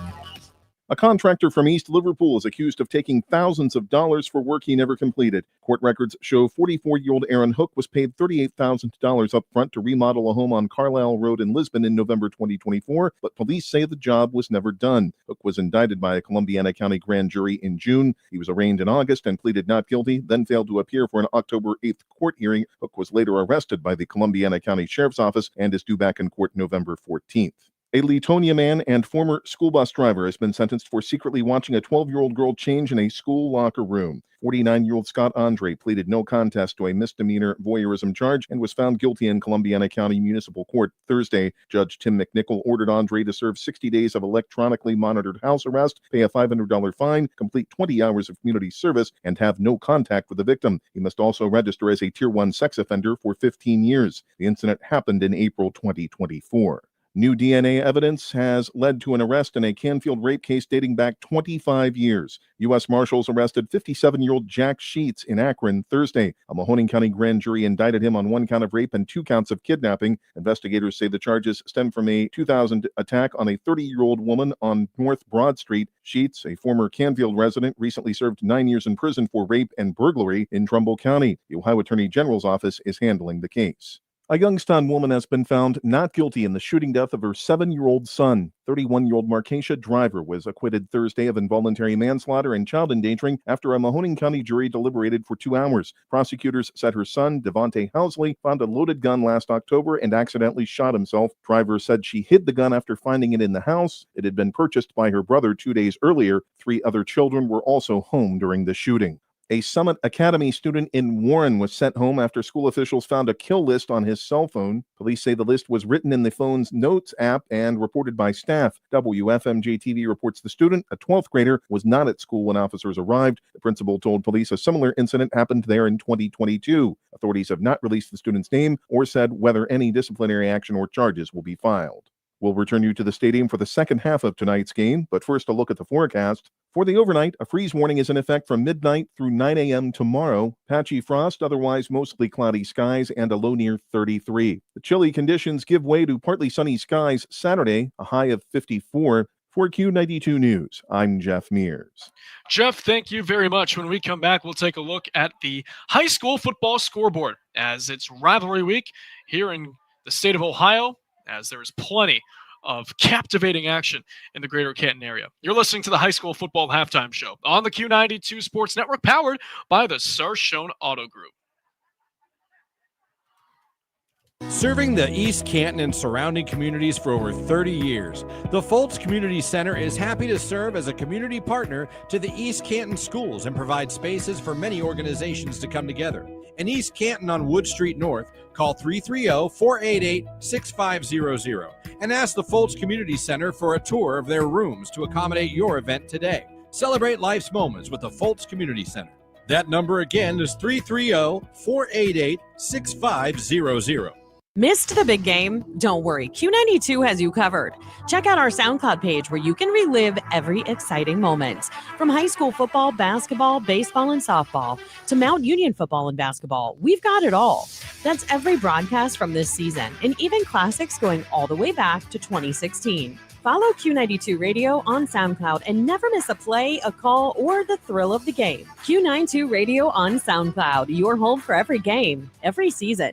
RG Drag, Stark County's premier career center, offers programs that prepares its students at the high school level for careers and continued education beyond high school. Upon completion, RG Drag students have an immediate opportunity to obtain a well-paying job in many exciting career fields. We offer everything from culinary, dental assisting, engineering, sports turf and landscape, welding, and so much more. Contact RG Drag to find a program and career that's the perfect fit for you. RG Drag, where careers begin. High school football exemplifies the true meaning of teamwork. At Friends and Family Credit Union, our team of local friendly professionals offer the same true spirit for our members. With a wide array of products from vehicle loans to personal loans, family secure checking with ID Protect, mortgage, home equity line of credit, and more. For over 60 years, we have the game plan for your financial well-being. Visit any of our 3 convenient locations, online or mobile banking. Now, more than ever, it's time to bring a friend into the family.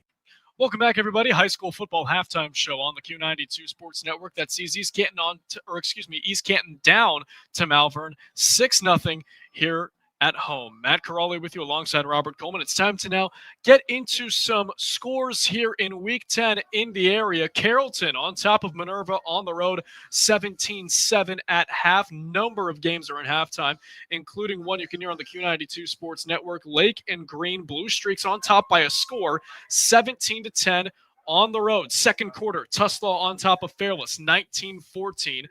Sandy Valley, they're on top of Tuscarawas Valley on the road, 14-0. Cardinals had a tough year. We mentioned a lot throughout the season that they were down and out of games early, but it's encouraging to see them up 2 scores there early on in this one in Week 10. Yeah, they're having a similar season to Canton Central Catholic, too, and we'll see the score out later to compare. Canton South on top of West Holmes on the road, 27-21. How about the Louisville Leopards in Worcester taking on the Generals, 50 points in the first half. Talk about an offensive explosion.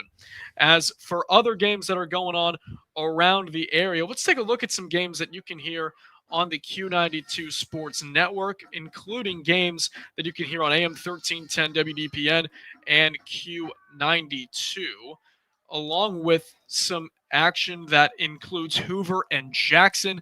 It is a 7-6 Jackson lead.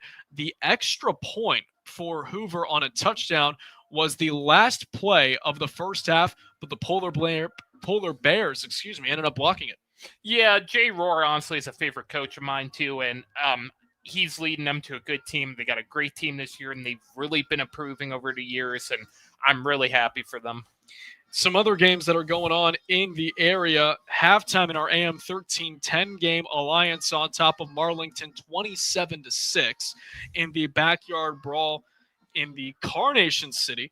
And halftime in Salem and in an EBC battle, another one at that. West Branch on top of Salem 14-6. Yeah, West Branch has been one of my favorite teams to watch this whole season, especially their quarterbacks, especially a lot of their offense. I can see why they're so heavily recruited. I believe they have one guy going to Toledo. They have a bunch of other guys going to MAC schools too. I mean, this is a big MAC area, but absolutely. West Branch was definitely my favorite team to watch this whole season. Yeah, they've been dominant as per. That's kind of been the status for their program. Along with some other games that are going on in Week 10. Let's talk about the big one that's going to be tomorrow. Massillon taking on McKinley. You have a McKinley team coming in that is 8-2, 9-1, something along those lines, and Massillon comes in at 6-3. It's going to be a really fun game over at Tom Benson Hall of Fame Stadium. Yeah, I was there for the last time McKinley won too, and that was an amazing win. I believe that was in the last minutes of the game too. So this is probably going to be the closest they've ever come to being able to win it since that, which I believe is like 2014? No, 15. 15? Yeah. I was there at the time, and I remember seeing that. So it's been almost 10 years straight for Massillon. So it's definitely going to be a shocker to see who wins this one. And we had the Tigers last week, Robert. They took down Warren G. Harding by the final score of 42-14. And it was a game where they kind of showed to the area that they have their mojo back. It was a real roller coaster start. But they come into McKinley Week winners of their last 3. It's their longest winning streak of the year. Yeah, they definitely didn't want to lose to Warren Harding either, especially since McKinley beat them this year. And as a reminder, you can hear the likes of Jackson Hoover, Alliance Marlington, Tuslaw Fairless, Lake Green, Northwest Manchester, and West Branch Salem all going on the Q92 Sports Network on top of Massillon McKinley tomorrow afternoon at 2. We got an update. Q92. Go ahead. Manchester 14, Northwest 0. All right, Pac-7 matchup, and that will be the end of our look around the Week 10 scoreboard. We'll take a break, and we'll have the highlights of this one and our analysis, and then kickoff of the second half. You're listening to the high school football halftime show on the Q92 Sports Network, powered by the Sarshone Auto Group. Northeast Ohio knows football, and Sarshone Auto Group knows Northeast Ohio. As an official partner of the Cleveland Browns, Sarshone Auto Group serves our community with the best selection and the best service. From Ford, Chevy, Chrysler, Dodge, Jeep, Ram, and more. From the toughest trucks to the SUVs that fit your family. Sarshone Auto Group, an official partner of the Cleveland Browns, and the place where Northeast Ohio comes to drive. Visit sarshone.com. When it comes to sports, Sam Berkwin brings the heat. Catch the Sam Berkwin Show weekdays from 3 to 6 p.m. on AM 1310 WDPN and streaming live on the WDPN Facebook and X pages, plus the Q92 YouTube channel. From the Browns to the Buckeyes, the Guardians, Cavs, and your local high school teams, if it's making headlines in the sports world, Sam is talking about it. It's the local sports talk you want. The Sam Berkwin Show, weekday afternoons on AM 1310 WDPN. Looking for your home for local sports? Head over to Q92radiosports.com, the official website of Q92 Sports Network. Catch every live broadcast of high school games and Mount Union sports. Stay up to date with the latest local sports stories. Check scores from around the area and never miss a game with our full broadcast schedule. It's everything sports all in one place. Q92radiosports.com, your local sports connection. Serving the East Canton and surrounding communities for over 30 years, the Foltz Community Center is happy to serve as a community partner to the East Canton schools and provide spaces for many organizations to come together. In East Canton on Wood Street North, call 330-488-6500 and ask the Foltz Community Center for a tour of their rooms to accommodate your event today. Celebrate life's moments with the Foltz Community Center. That number again is 330-488-6500. Welcome in, everybody. High school football halftime show on the Q92 Sports Network. Matt Corrali and Robert Coleman with you here inside Foltz Stadium in East Canton. Glad you're making us a part of your Friday night and for the final time in the regular season. Before we dive into our analysis of the 6-0 Malvern lead, here is how the Hornets got on the board. On 1st and 10, Jones will let it fly for the end zone. He has a man. It's caught. Touchdown, Malvern. Josh Ooch got behind his defender. And after that, the extra point, or excuse me, they didn't go for an extra point. They ended up going for 2 on a pass along the right side of the end zone. And it was a great effort on the Hornets side of things in the term of Roy Simmons, but he just couldn't corral it in. And Robert, that is how we have our 6-0 score. I mean, the beauty of this game is that both that this is probably next to the Jackson and Green game we did earlier this season, a game where it's anybody's game, one score, and you could pretty much win this. And it's funny you say that because that Jackson Green game was all the way back in week 5, and we were talking about, how it's the Federal League and how it's an offensive bloodbath, and it was at that point. But here in D7, in Inter Valley Conference football, it's straight nose to the grindstone. It's going to be defensive. It's going to be one in the trenches, and that's what we have here so far, defensive battle. They say by bees and hornets, they don't sting in offense, they sting in defense, and this has been truly a defensive battle on both sides. Absolutely. The lone touchdown again coming from quarterback for the Hornets in the form of Jackson Jones to Josh Unch. Do you think they open up the passing game more than they did in this first half, or do you think they kind of keep this balanced attack of run and pass on the Malvern side of things to try and keep this lead? I'd go for more balance, especially on both sides, too. There's no need to reinvent the wheel, especially when it's this close, especially when it's anybody's game. Right. Heck, one sneeze and you could pretty much win this. That sounds about right.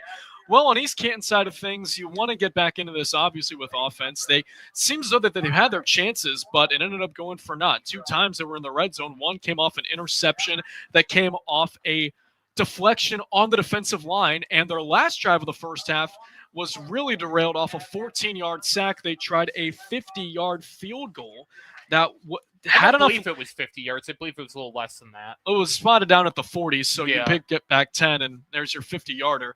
But it had the leg, but it ended up going just right. So you kind of have a breakthrough offensively. But defensively, what do you think that EC has to do in order to keep this Malvern offense at bay? Because aside from one drive, they did just that. To keep the Malvern offense at bay, I definitely prevent from giving them the ball back. You got to make sure too that you're pushing the ball, especially when you're not letting it go to fourth quarter, because that's something I've seen this game. You're definitely also going to have to make sure that they go after their offense quickly here too, especially swarm their quarterback. Yeah, this has been a fun one, and we've seen a ton of that. We've seen defensive fronts win in many, many instances of this one on both sides tonight. Yeah, too, and they're definitely going to have to watch out, too. This is definitely going to be a colder game, so a lot of them are going to be struggling to go as fast as usual. Absolutely. Well, like we mentioned, it's around 44 degrees right now. That's the feels like temp, too, but I'll tell you what, if this is 44 feels like, then we're in for a pretty long winter. I don't know. I mean, it all depends. We might have a long winter. We'll have to see, but it's definitely going to affect football. And heck, some coaches like that. They say that this is a game where it's played in the elements, won and lost in the elements, and that definitely adds a mental fortitude to things for players, and they're going to have to deal with that tonight, and they're going to have to deal with that as the postseason rolls along. I may be overthinking this one, but maybe colder weather helps the ball fly better. It does, but the thing is, like, when receivers go out, and they're especially on goal balls, and with the fact that they've got, if they're coming on slants or going to the outside, and the quarterback needs to zip it, it could hurt their hands and can have them fall incomplete. You'll probably see more running in those situations. But like we mentioned earlier in the halftime show, I mean, this is just a balanced attack on both offensive game plans. Yeah, it'd be interesting, too, when it comes to the playoffs, to see, like, if Southern Ohio teams, how they would handle going up north to face a Northern Ohio team. It'd be interesting. Yeah. It would be interesting. That'd be an interesting science report. It's something that I don't think would be that bad because it's, remember, just in the state, but you never know. I mean, we don't really know the compare and contrast when it comes to temperatures in Ohio, northern and southern, but definitely there's a toughness factor that these teams have to have in order to succeed. It could affect a little bit more, especially when you're more of a lake team. Second half's coming up next, right after this. 10 seconds. You're listening to High School Football presented by Sarshone Auto Group on the Q92 Sports Network. East Canton gets the ball to begin the second half. On to kick it away for Malvern is number 32 in the form of Caden Dennis, as he's wearing number 34 jersey tonight. 2 return men back deep for East Canton. Dennis, before that, he approaches the football, has some whistles. An official timeout.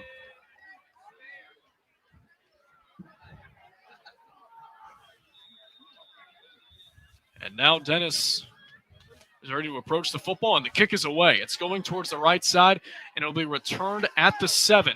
Bringing this one out 20 as he makes a nice cut 25 to his left. This looks to be James Stubblefield. He'll be down at around the 28-yard line, and that will be where the Hornets will set up shop. It'll be a 1st and 10. They're definitely going to have to try to gain yards on this next play, too. How do you think they do so?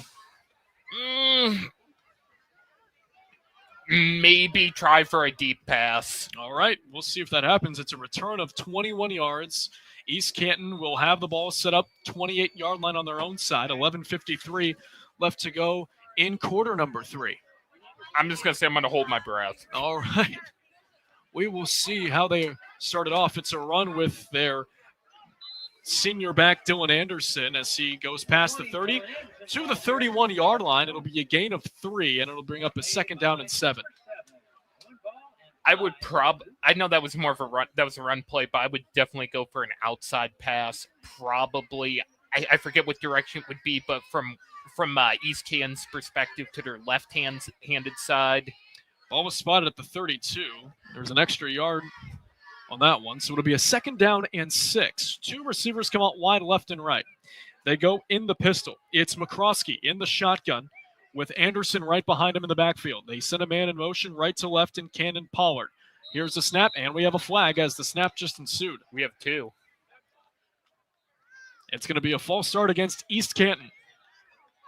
So they'll back him up 5. It'll be a 2nd and 11. The ball will be spotted on the 27.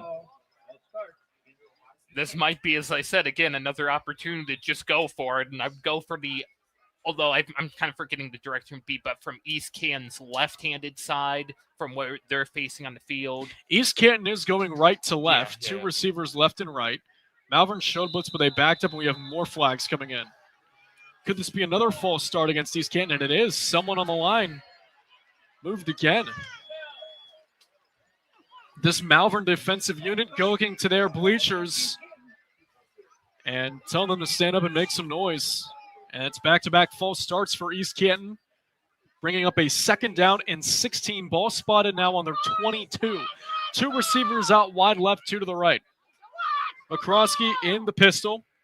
Anderson the back. On 2nd and 16, here's the snap. McCroskey back to pass, quick screen to Anderson, right side 20. Anderson will be taken down out of bounds on the right side at about the 24-yard line. It's just a pass play of 2 when all's said and done. Hard-earned, though, for Anderson, trying to get away because that could have been a loss of yardage, and they would have to still be at the line of scrimmage and maybe having to work even higher to go up that hill to climb. That's a good setup, too, especially when you're doing this to see what you can do with the 3rd down. They might try to go for this again. 3rd and 15. We'll see if they air it out on a 3rd and long. 3 receivers left, 1 right. McCroskey in the shotgun takes a snap. Wide receiver screen across the field to the left side. It's James Stubblefield, and Stubblefield will be wrestled down back at the 20. This Malvern defensive front, or should I say secondary, has been awesome so far tonight. Tackle made there by Julius Gore, Rocco Marinucci, number 9. And that'll bring up a 4th down. And to start the second half, East Canton will have to boot it away. Definitely a sight we've seen a lot this game. I mean, that was a good throw, too, by East Canton. It's just Malvern's defense was there. Javen Walton on to punt it away. Back deep are 2 return men for Malvern in the form of Roy Simmons on the right side. We'll wait to see who is on the left if it's kicked to him. It's going to be Simmons taking it at the Malvern 46 with a convoy 40. He's brought down inside the 40 to the 39-yard line, maybe the 38. We'll wait for a spot, but regardless, Malvern is set up with great field position to try and add on to their lead. Yeah, not as deep as a kick as you would like if you were East Canton. Mm-hmm. Ball will be spotted at the East Canton 39. Jackson Jones and company with a great opportunity to cash it in for 6. We'll see if this East Canton defense can rise to the occasion. Through the first 24 minutes of action, they only held Malvern to 6. 1 receiver left, trips right. Jones in the shotgun. will hand it off to Julius Gore, and Gore spins down to about the 35-yard line. It'll be a gain of 4, and it'll bring up a 2nd and 6, 8:55 and counting left to go in the circle. But I'll tell you what, a lot of props to this East Canton defense. Julius Gore is an unbelievable back, and they have held him to just limited yardage so far here tonight. Yeah, definitely props to both defenses here. This has definitely been a defensive game. These are definitely two strong defensive teams. This game has been one in the trenches, one in secondary, and it's been going the way of the team that just doesn't have the ball so far. One receiver left, trips right again. Jones in the shotgun. Here's the snap. He's back to pass. Jones looking left, man in his face. As he throws it, it's incomplete on the left sideline. Straight up basketball play, right up at the hoop and blocking it. That's correct. As that was Cannon Pollard, who we've called a lot tonight, the corner, as he was working on Roy Simmons, and quickly Malvern facing a 3rd and 6. I know East Canton, too, is known for their basketball, too, I believe. That's right. Yeah, good basketball program here in the Osnaburg School District. One receiver left, trips right again. Same formation. Jones shotgun, Gore the back. East Canton shows a blitz but backs off. They give it to Gore up the middle, and Gore will be stopped. Only a couple yards. He'll get as much as 2 yards on that one. He'll be down at the 33-yard line. 4th and 4 upcoming. 4th and 5 make it. They're going to say that he's down at the 34.5. Under 8 to play, quarter number 3. Matt Corrali, Robert Coleman with you, and Malvern seems to be going for it. They're in 4-down territory, and that's exactly what they'll line up in. One receiver left, trips right. Jones shotgun, Gore the back. Jones is ready. He takes the shotgun snap, and it's a read option. Jones on the left side. He's going to be down shy of the sticks. 31-yard line. He's tackled. He needed the 29. And East Canton, this defense once again steps up and forces a turnover on downs. Yeah, this has been the defensive game. That's been the if there was a headline for this game, it would be defense. 7:35 left to go here in quarter number 3. East Canton looking to answer. They have had good possessions offensively, but has just not resulted on the scoreboard. Can that change here on this drive? 2 receivers left, one to the right. They're in the pistol. Led by their quarterback, Owen McCroskey. He'll take the snap, give it to the senior back, Dylan Anderson, as he's tackled just for a gain of a yard. If that. About.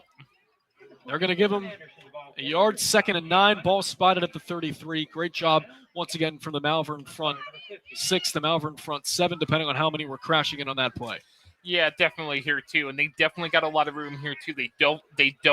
They're not behind the chains too this time for East Canton, so this could be a good drive for them. East Canton comes out 2 receivers wide, left and one to the right. In the pistol again is McCroskey, Anderson the back. 2 linebackers in the box. Here's the snap. They send 5. They fake a pitch to the right, and McCroskey's rolling out left. He's standing at his 20. 2 men are chasing him, and he's being chased out of bounds at the 23-yard line, or excuse me, the 28. It's going to be a sack against Malvern. Owen Ball will be the linebacker credited with that one as he pushed him out of bounds. It'll be a loss of 4 and will bring, 5. It'll bring up a 3rd down and long. Ball was spotted on the 28-yard line. 3rd and 14 when all said and done, Robert. Yeah, it's definitely going to be the big drive here for East Canton for this quarter too, especially. 1 receiver out wide left. That's James Stubblefield, trips right. East Canton going right to left. McCroskey's shotgun. Takes the snap. Fakes the handoff. Back to pass on a 3-step drop and plenty of time. Now he has an opening on the left side. He'll tuck it and run. 25-30. And he's tripped up at the 30-yard line. Couldn't get away from number 22, the linebacker, Brody Powers. He came over from his linebacker spot towards the right and met Owen McCroskey. And that'll bring up 4th down and 11. They didn't have a lot of gas on that play. He gets 3 yards. McCroskey in on that one, and East Canton once again having to punt it. 2nd time this quarter that a possession will end in a punt. Javen Walton on to boot it away. 2 return men back deep for the Hornets of Malvern. Roy Simmons on the left, Luke Thomas on the right. Walton catches the snap and punts it away. End-over-end kick taken by Simmons at the 44. Simmons cuts it left 50. Simmons is tripped up at the East Canton 47-yard line, and saving a huge play for Malvern was number 8, Jacob Demion, a sophomore, as he came up big on special teams there. Definitely here. Definitely this has been a special teams battle. They've been showing their work. They've been showing their skills. 5:54 left to go in the third. Matt Corrali and Robert Coleman with you for Q92 Sports Network here at Fultz Stadium in East Canton. The Malvern Hornets up 6, get the ball in East Canton territory to begin their second drive of the second half. 2 receivers left, 2 right. They send a man in motion, and Simmons right to left. Quarterback Jacobs will pitch it to Gore, and he's in no man's land in the backfield, and he will be stopped at the 45. How on earth did that one just go so backwards? They started at the 47 of East Canton, and now they'll be down at the 45 of Malvern. It's almost lots of yards you only see really in blitz kind of plays, but they definitely showed not East what Canton, Malvern they can do the defense. Sorry. Yeah, no, you're good. Just not what Malvern needed on that play. A great job by East Canton to execute and force a big loss of yardage. That'll get these fans fired up here at Fultz Stadium. 2nd and 18. 1 receiver left, trips right.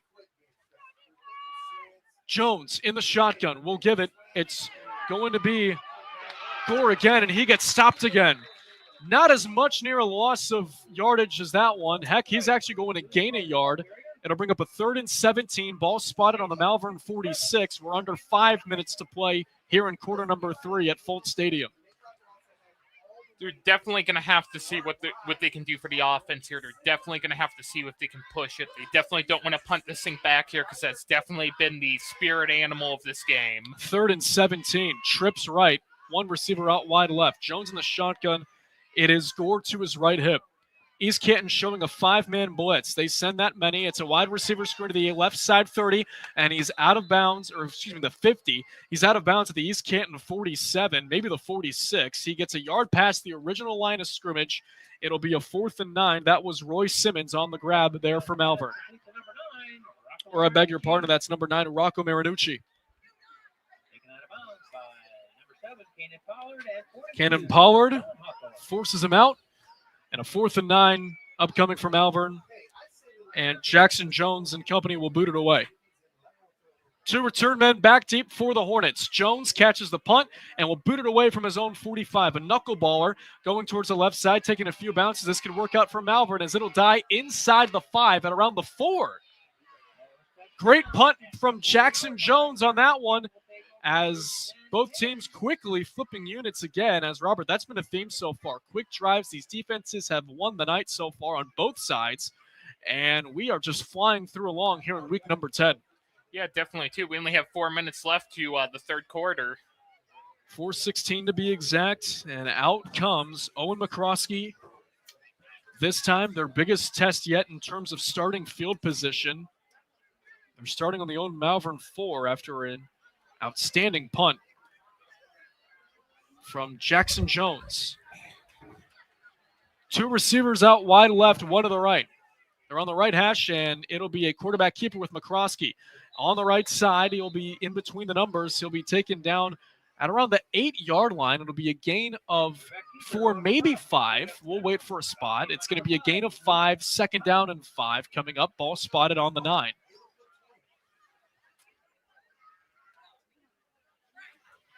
So what do you expect to run here in terms of East Canton, especially with the fact that they're backed up in their own territory? They got a good yardage gain to bring up a potential 3rd and short at worst.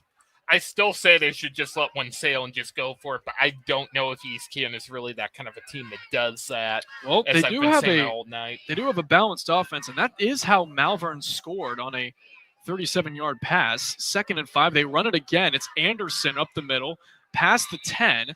Near the sticks, and it looks to be a 1st down. He got tackled right at the line to gain on the 14. New set of downs for East Canton.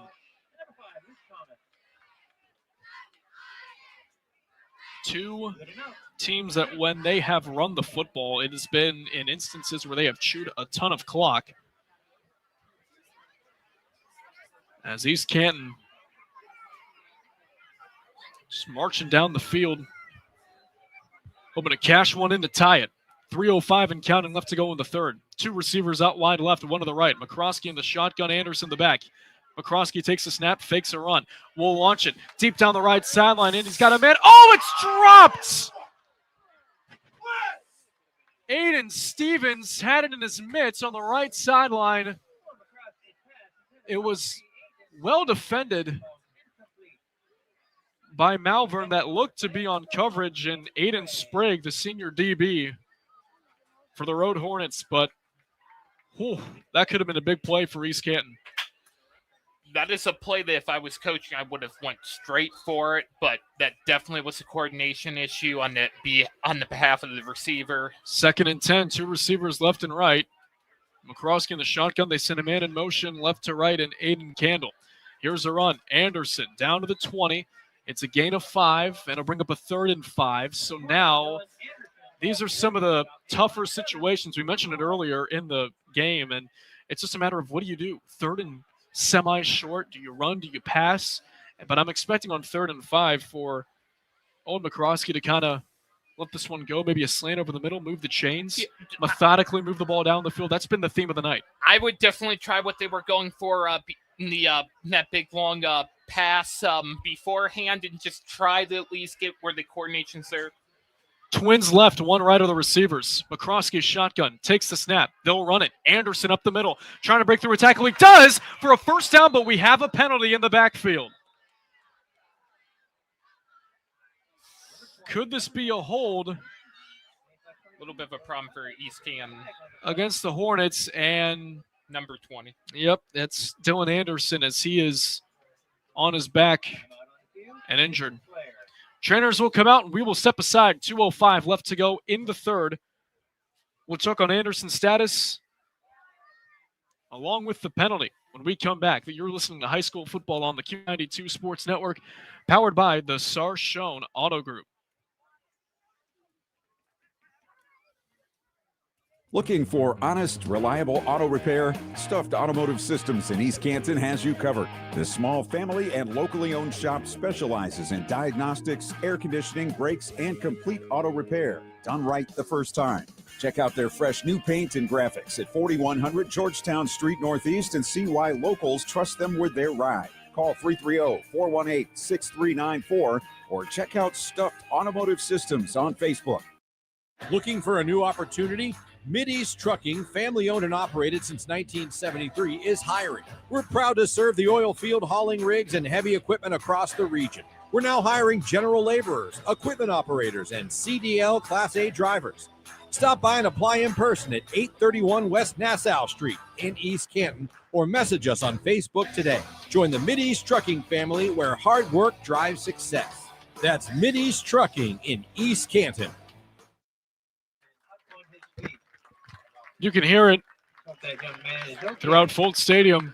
This place went silent for about a minute or two. Even Malvern took a knee. It's great sportsmanship there on both sides as Dylan Anderson is up and walking. He's walking gingerly, however. He's definitely a great athlete, too, so I hope he's okay. They're going to get a hold on East Canton for the last play. So back it up 5, and then I'll bring up a 3rd down and 15 from their own 10. Back up deep in their own territory. Had to be cognizant of the end zone behind you in case Owen McCroskey's in trouble. Trips left, one to the right. McCroskey in the shotgun. The back right behind him looks to be number 10, Colby Schrader, as he now goes out wide to the left. It's a screen pass, and Schrader just wasn't looking, incomplete. The play was designed for a little bit of a wheel route of sorts, but Schrader didn't have his head turned around in time, and it ends up becoming 4th down. And you got to be careful here. You can expect a rush from Malvern to try and get this thing blocked because Javen Walton is standing in his end zone. Definitely going to have to watch out here. They're definitely going to have to make sure they're covering the corners. And 2 return men back deep for Malvern in the form of Simmons along with number 5 and Luke Thomas, as they're standing on the East Canton 40 as they can make things interesting. You definitely want to Give it everything you got on this boot from Walton, as it's a little bit of a short squib. Taking it at the 36. The ball's out. That's live, and it's touched, and it's East Canton football. They get a huge break as they recover on their own 34. I believe. Whoa!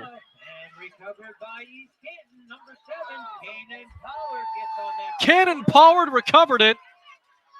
Roy Simmons had to sprint to field it,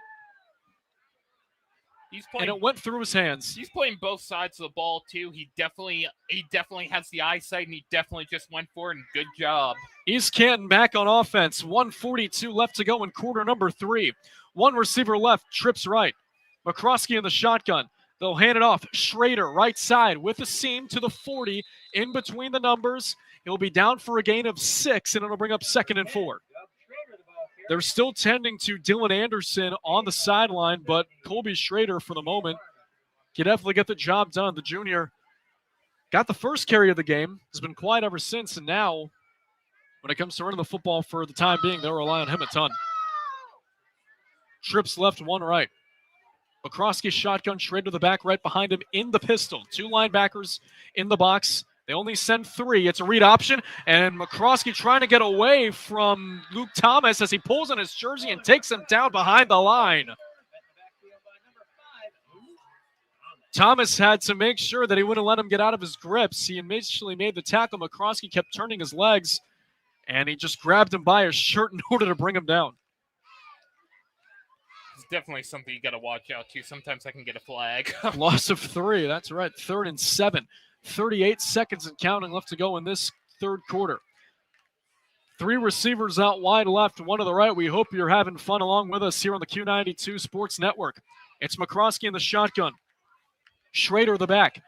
McCroskey takes the snap, back to pass. Rolling right, hits away from a sack, takes it off on the run. He'll be out of bounds at around the 40. He's about 4 or 5 yards shy of a first, and he's out of bounds. 18 seconds left to go in the quarter. And for East Canton, you have to punt it away. Spider Miller is kind of holding the special teams unit. And could they possibly go for this? They're talking about it. And it looks as though they're going to try. There is 14 seconds on the play clock. However, you might expect to try and have Malvern jump off sides. They have been very jumpy in this one so far. The play clock is at 4, however. They might just take a delay a game, and Spider Miller is actually going to call a timeout. That timeout brought to you by Friends and Family Credit Union. It is time to bring a friend into the family. Yeah, definitely, too. They got to make sure they use the timeouts appropriately. Got to make sure you're doing good time management. You don't want to pull a Deion Sanders. Deion Sanders? Yeah. What happened with Deion? Well, it's like his first game of the year. He wasn't doing like good time management. Or good clock management. That's right. Gosh, I'll tell you what. Beginning of the year felt like forever ago. Yeah, I haven't had a lot of time to watch a lot of games this year, but I've watched some. I've definitely watched a lot of Mountain West. I've watched that game. I've watched Kent. So let's talk about this game. 4th and 4, balls on your own 40, 18 seconds. What are you expecting to do if you're head coach Spider Miller? Well, if he did the timeout and he wants to go for it, I mean, you just go for it. I mean, especially, too, when you got 18 seconds left, you might as well. Do you expect them to try and have him jump off sides? Yeah, I do jump because off sides. that offsides, if they were to jump, that's a first down. I see a little bit of a weakness there, too. I'd go for an offside, maybe. And that's exactly, I'll tell you what, that's exactly what head coach Matt Shurko was telling his guys. Do not jump. I'd maybe, as I said, although I'm getting a little bit of sides of the field confused, I'd maybe go for at least be from East Canton to their left. Shotgun. And now for McCroskey, he'll punt it, an impromptu punt, and this is a good one. Taking a few bounces, 20, 15, 10, down at around the 5, and they will down it at the 4. A late flag flies in out of nowhere. And what could this be? There's 3 seconds left to go in the third. That was a nice job by East Canton to try and catch him off guard, and that's exactly what they did with that punt at the last second from McCroskey. It was a great boot. I mean, they debated it, so. There is a flag down. That could have been part of the plan all along. Yeah.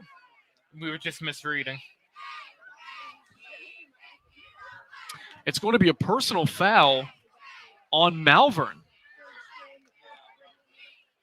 So they'll back this up. And where will they spot it? Looks to be the 2. And now Malvern is in essentially no man's land here. They'll get one play off before the end of the quarter. And what could it be?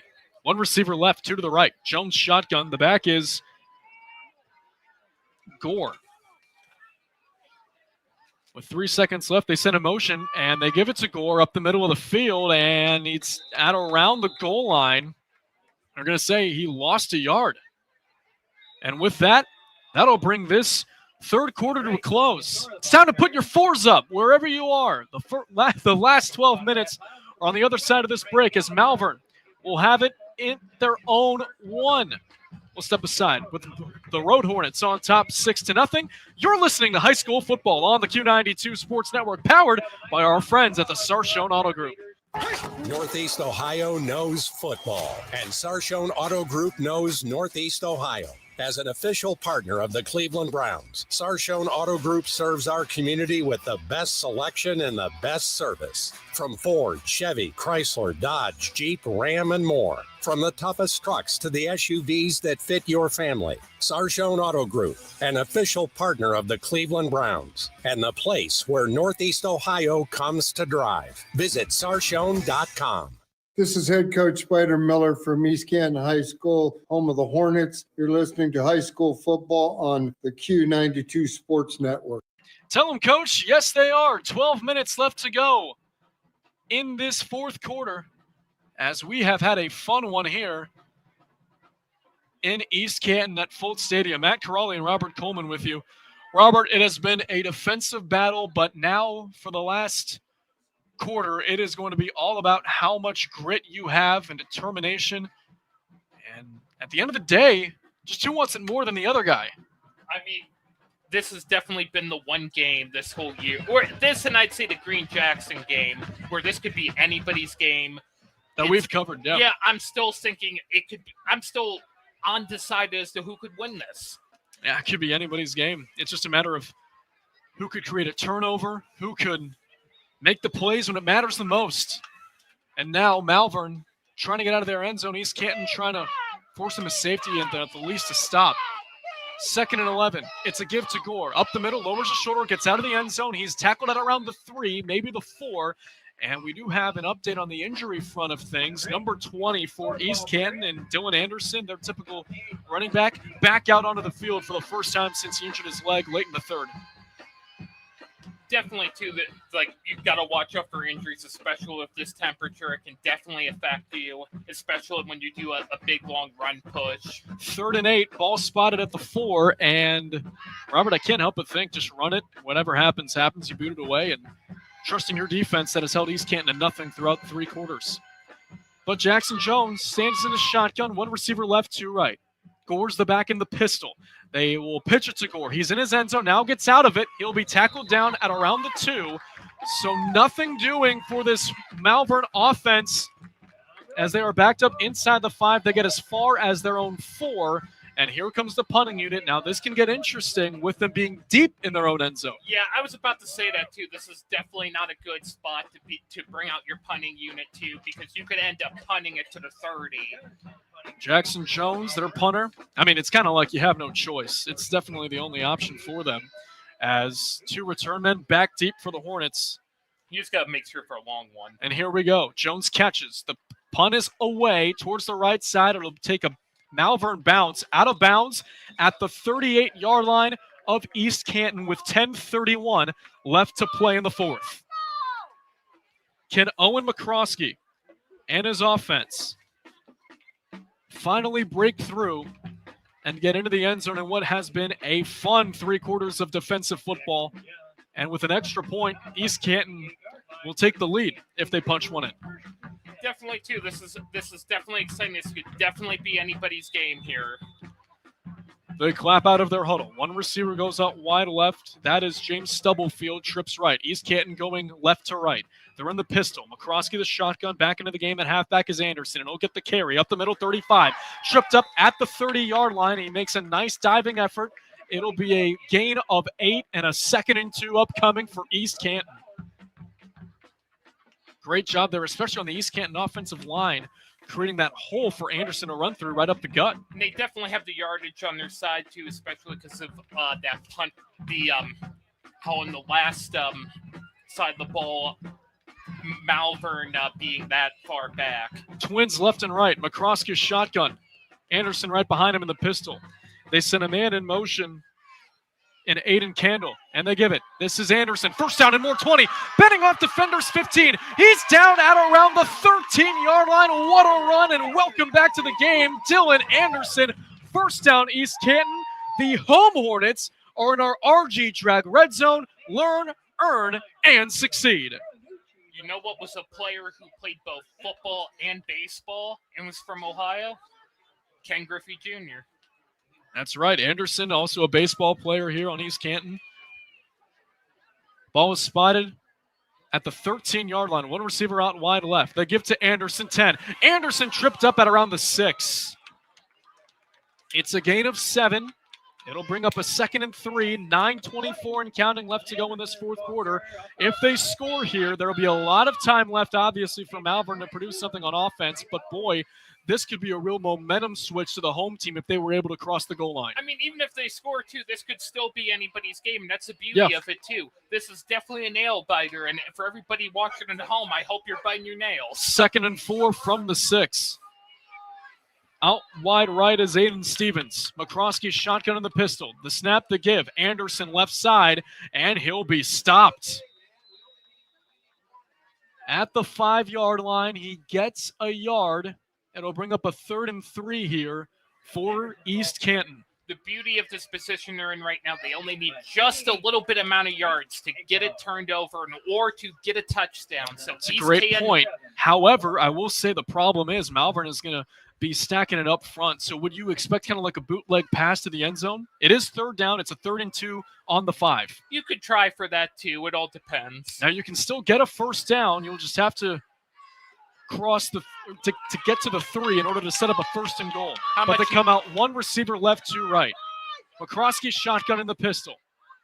Malvern eager to get there, but they run it. Anderson up the gut. Anderson near the goal line. He's not going to get in. He's down at about the half-yard line, but he does have a 1st down. 1st and goal for East Canton as we approach 8 minutes left to go here in this fourth quarter. That's like what I was talking about. You just need just a little bit just to get it, and the crowd's gone wild. Listen to the roar of the crowd here at Fultz Stadium. 1st and goal from the 1. They're all buzzing. McCroskey, shotgun, the give, Anderson up the middle, touchdown, East Canton!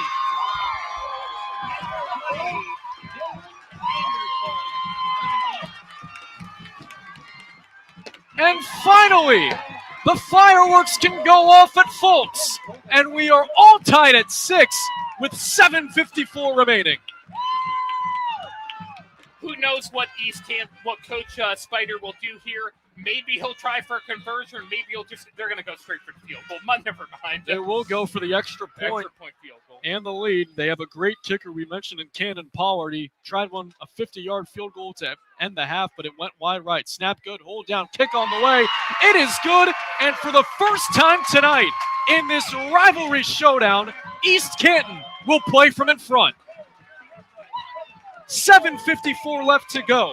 East Canton 7, Malvern 6. We'll take a break. You're listening to high school football on the Q92 Sports Network, powered by the Sarchon Auto Group. It's time for Purple Raider football. Catch every snap, every score, and every big moment all season long on AM 1310 WDPN. This year, it's even easier to follow the 13-time national champion, Mount Union Purple Raiders. Listen live on AM 1310, the WDPN Facebook and X pages, and streaming on the Q92 YouTube channel. Sam Berkwin and Ryan Bevere are back in the booth, bringing you all the action. Don't miss a minute of Mount Union football on AM 1310 WDPN. This is head coach Spider Miller from East Canton High School, home of the Hornets. You're listening to high school football on the Q92 Sports Network. And how happy do you think he is right now? 7:54 remaining. After his team formulates a 38-yard drive that results for their first points of the night off a 1-yard touchdown run from Dylan Anderson. East Canton on top, 7-6 in quarter number 4. Returned by number 7. On to boot it away, exactly as Cannon Pollard, and here's a return at the 30. 35-40, still on his feet for Malvern, going down the sideline. 45 is Luke Thomas, and the Malvern Hornets will have great field position to start their drive as they are in East Canton territory. I'll tell you what, if he could just break one more tackle, that would have gone for a touchdown. Definitely, too. It's good saying East Canton's defense was there. Both of these teams have great defense. They've showed it this game, and that was an example of it. So Jackson Jones and company comes out, ball spotted on the 43-yard line of East Canton. One receiver left, trips right. We do have a stoppage in play. It looks as though that someone the chains is hurt. You know what? Someone is down on the Malvern side.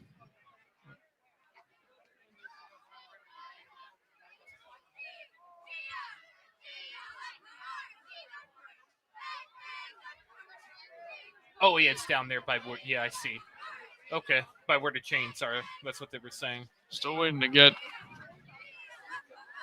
an official word. East Canton trainers thought they had to go to that side, but the Malvern trainers will tend to them. That's the beauty of the game here too. You tend to get players that are hurt, no matter what side you're on. Even if they're just right there, you go for it. Looks as though that they'll go back into it as it's on the sideline. They'll work that out. One receiver left, trips right, come out the Hornets. Jackson Jones, the quarterback, and the running back, Julius Score. East Canton showing blitz as Jones gets the snap. They send him, and Gore with a hole right side 35. Turning to the outside 30. Gore 25-20. The area's leading rusher with a huge run there down at around the 20-yard line. First down, Hornets. The visitors, that should be. A 23-yard run for Julius Gore as he continues his unbelievable season. And now the Hornets are in our RG Drag Red Zone. Learn, earn, and succeed. Malvern, that is. With the football, 7:22 and counting left to go. Trips left, one right. Jones in the shotgun. Give to Gore, right side. Nice stunner move, right side. And it'll be tackled down at around the 17-yard line. In all likelihood, it's a gain of 3, second down and 7. The beauty of this game, too, is even if Malvern scores, it still could be anybody's game. Absolutely. Heck, this thing could go to overtime. Plenty of time. East Canton has 2 timeouts. Malvern has 3. Under 7 minutes to play here in the fourth. Matt Corrali and Robert Coleman with you here on the Q92 Sports Network in what has been an awesome defensive battle of a rivalry week game. 3 left, 1 to the right of the receivers. Jones in the shotgun, Gore the back. East Canton shows blitz. Here they come. Quick wide receiver screen. It's caught by Roy Simmons, and he gets leveled at around the 18-yard line. A great hit delivered there by Aiden Stevens. And they may have gotten a yard out of that. They have. It'll be a 3rd and 9 coming up on the East Canton 19 for Malvern.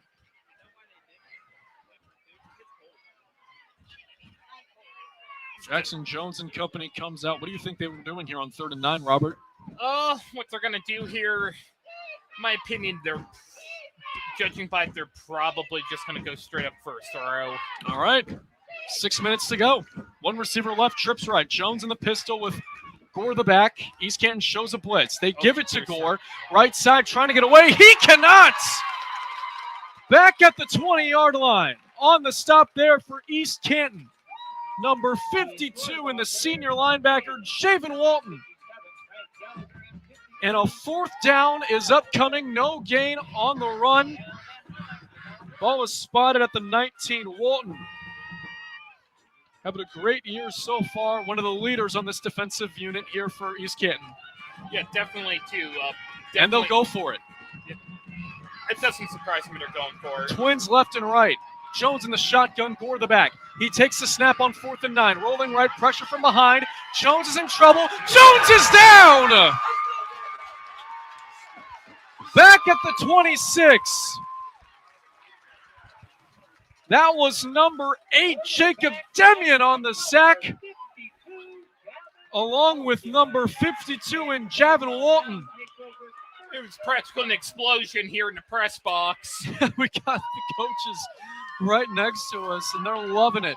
And so is this homestand at Fultz Stadium.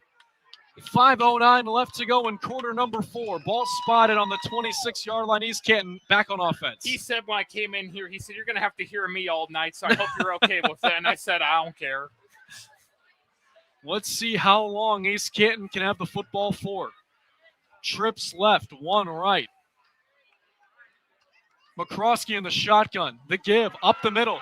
This is Anderson past the 35 to around the first down marker at the 36. He's got the first down as we approach 5 minutes left to go here in this one. He's definitely an athletic player. He definitely shows his baseball skills, transferred over into football. And I'm going to be happy to see where he goes in the future. I hope he goes on to play for college. The last time East Canton took down Malvern back in 2019 in this building, 37-36 shootout. Now we have a 7-6 defensive shootout, if you will. It's a gain of 10 for Dylan Anderson and a new set of downs.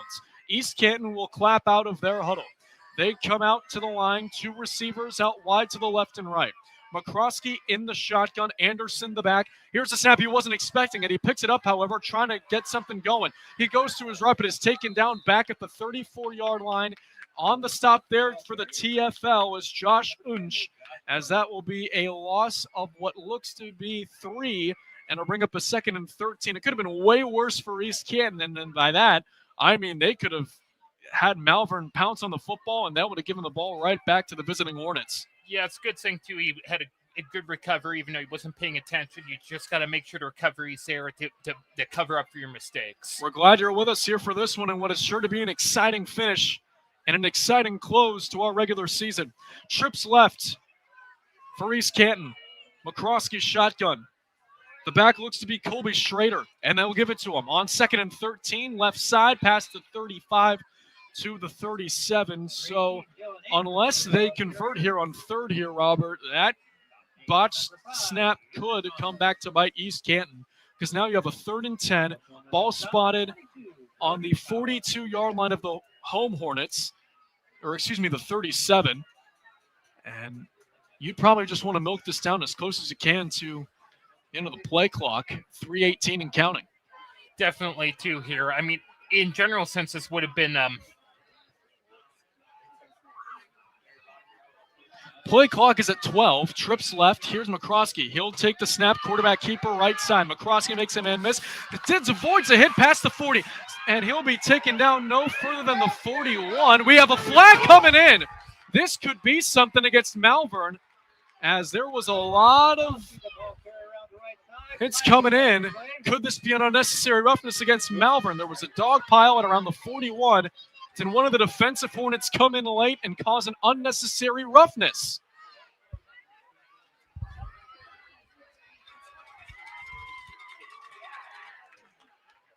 Number 18 is Dylan Anderson. They had to change his jersey. Oh, that's a good, important information. Appreciate the update. So, okay. Now go that. Our referee is coming out. East Canton is celebrating, and it's going to be a face mask call against Malvern. That is going to give East Canton a first down, 2:55 left to go, up 1, 7-6. Yeah, people definitely got carried away on that one. Ball was spotted on the, and why wouldn't they? They're loving it here at Fultz. Ball was spotted on the Malvern 43. No, I meant Malvern's defense. Oh, yeah. I mean, heck, you just get in there and trying to rip it out. Well, all you just need is that face mask, and there you go. Malvern does have all 3 timeouts. You do start thinking about that as we approach 2:43 and counting left to go. 3 receivers left. One to the right in the form of Aiden Stevens. He's near the line. McCroskey in the shotgun. Takes the snap. Gives it. This is going to be Schrader. No, it's still an Or Anderson. Anderson, that's Yeah, right. he's He was the one 18. that switched to 18. He's past the 40 to the 37-yard line as Malvern will burn their first time out. And with that, we'll take a break. You won't want to miss this ending, folks. 2:23 left to go. We'll step aside. You're listening to high school football on the Q92 Sports Network with East Canton on top, 7-6. Looking for your home for local sports? Head over to Q92radiosports.com, the official website of Q92 Sports Network. Catch every live broadcast of high school games and Mount Union sports. Stay up to date with the latest local sports stories. Check scores from around the area and never miss a game with our full broadcast schedule. It's everything sports all in one place. Q92radiosports.com, your local sports connection. Oh, you can feel it in the air, can you? 2:23 left to go. A big-time finish is coming. It's now a matter of who's going to blink first. East Canton with the ball up 7-6 in Malvern territory on the 38. They approach the line. One receiver out wide right in Stevens. Everyone's bunched up now in the pistol. McCroskey. He takes the snap and gives it. This is going to be Anderson. Left side. Anderson past the 35. A flag is down to the backfield, however. And in all likelihood, it's going to be possibly a hold against East Canton. And it is a hold against East Canton. I was thinking that one. Yeah, those flags in the backfield, that's typically the case 9 times out of 10. Now we'll have to back it up. This is the first time the Hornets have had a flag for the first time in a while, I should say, since around the third quarter. But that's a big one. I think, third quarter. And now, more importantly, that stops the clock. There's 2:18 left. Ball spotted on the Malvern 48. They're still in plus territory, but now they have some room to work with. For the Malvern defense, at least. They can breathe a little.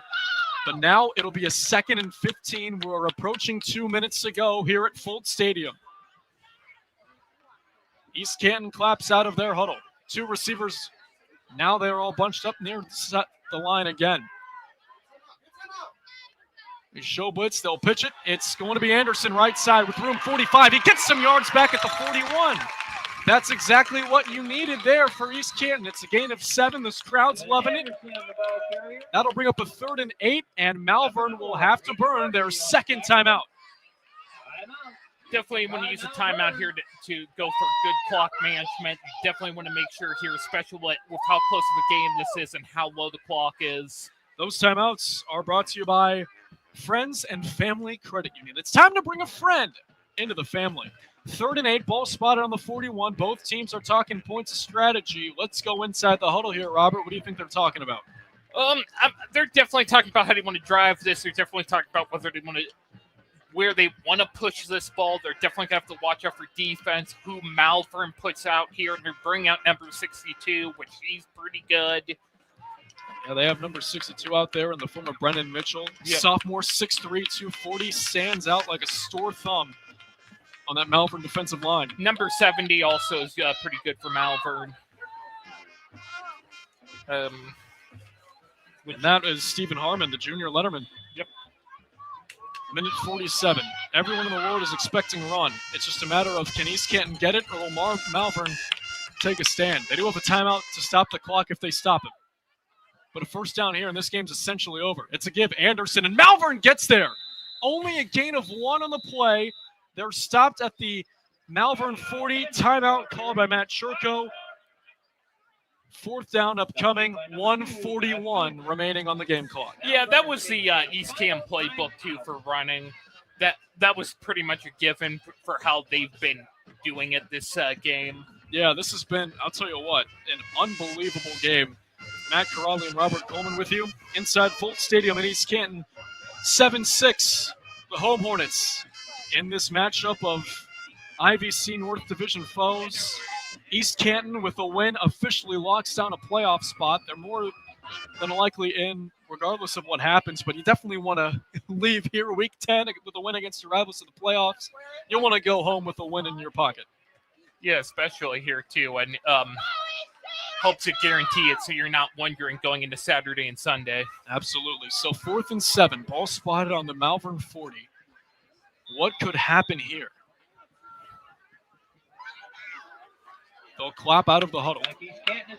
Malvern with no timeouts. They're on the shotgun. Twins left and right. McCroskey in the shotgun. Fans on their feet here at Fultz. McCroskey will now back up to punt. He catches it, and the punt is away. It's a kick that going toward the right. It's going to be taken in around the 8-yard line by Roy Simmons. And Simmons going to his left, 15. Now he's brought down at around the 20-yard line with 1:31 left to go in the ball game. This is still anybody's ball game. Anybody could win this. And that's surprising, too, with just under 2 minutes or about a minute and a half left in this game. Absolutely. The only caveat here to keep your eye on as we go along towards the end of this game, Malvern is out of timeouts. East Canton has 2. 2 receivers out wide left, 2 to the right. Jackson Jones is in the shotgun with his area-leading running back Julius Score to his right. Jones, I should say, throws a wobbler, incomplete. Too high, intended for Roy Simmons. And it goes to the Malvern sideline, stops the clock with 1:25. 2nd and 10 upcoming here for East Canton. Definitely going to be interesting to see what Malvern does here. Or definitely going to be intriguing to see what Malvern does here. It's mixed it up a little bit. I'm definitely thinking they're probably just going to go for it here. I would go first throw, but as I said, I'm not coaching and I don't want to armchair coach. 2nd and 10. 2 receivers left and right. Jones in the shotgun. The back is Gore. Here's Jones back to Bass. 3-step drop. Looking left. Pumps. Fires over the middle. Incomplete off the hands of Josh Hunch. A diving attempt a little off that target. But it got in his hands and it got out.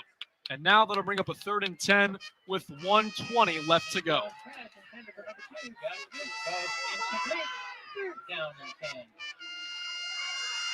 What an unbelievable game we have seen here in week number 10. As East Canton just 2 downs away from taking down Malvern for the first time in 6 years. Trips left, 1 to the right. In the shotgun is Jones. Takes the snap, 3-step drop, looks left, going middle of the field. High ball, it's tipped in, intercepted! Unbelievable! It was picked off by what looked to be Aiden Candle, and for the first time since 2019, and for the first time since they've been meeting in rivalry week, it'll be East Canton who brings the sting and will take down Malvern. This has been a great game. This is almost a number 1 game of the year for us for Q92. Oh. Dylan Anderson, I hope he gets the MVP. Just an outstanding game. He got hurt badly. He changed his number and came right back in the game. East That's what Canton you want to see. Going in victory formation. A gutsy performance by these home Hornets as taking his first knee is quarterback Owen McCroskey, who through 3 quarters was shut out, just getting nothing going offensively. But all it takes is 1 drive that marches down the field, taking minutes off the clock and getting it into the end zone for 6. The extra point from Cannon Pollard that puts it through the uprights to give East Canton the lead. And now they are 43 seconds away and counting from a rivalry week win. Something that hasn't happened this decade, as McCroskey catches it and kneels it down again as he comes back to his sideline, telling his fans to rise up. And rise up they are. And they will celebrate in East Canton tonight as both teams line up. That is your ball game. You can put a tally in the win column for the East Canton Hornets. They take down arch rival Malvern for the first time in 6 years by the final score of 7-6. When we come back, as the fireworks go off, thanks to an East Canton win that gets them to 8-2, 4-1 in the North, and officially in the D7 Region 25 playoffs. When we come back, it's the high school football postgame show.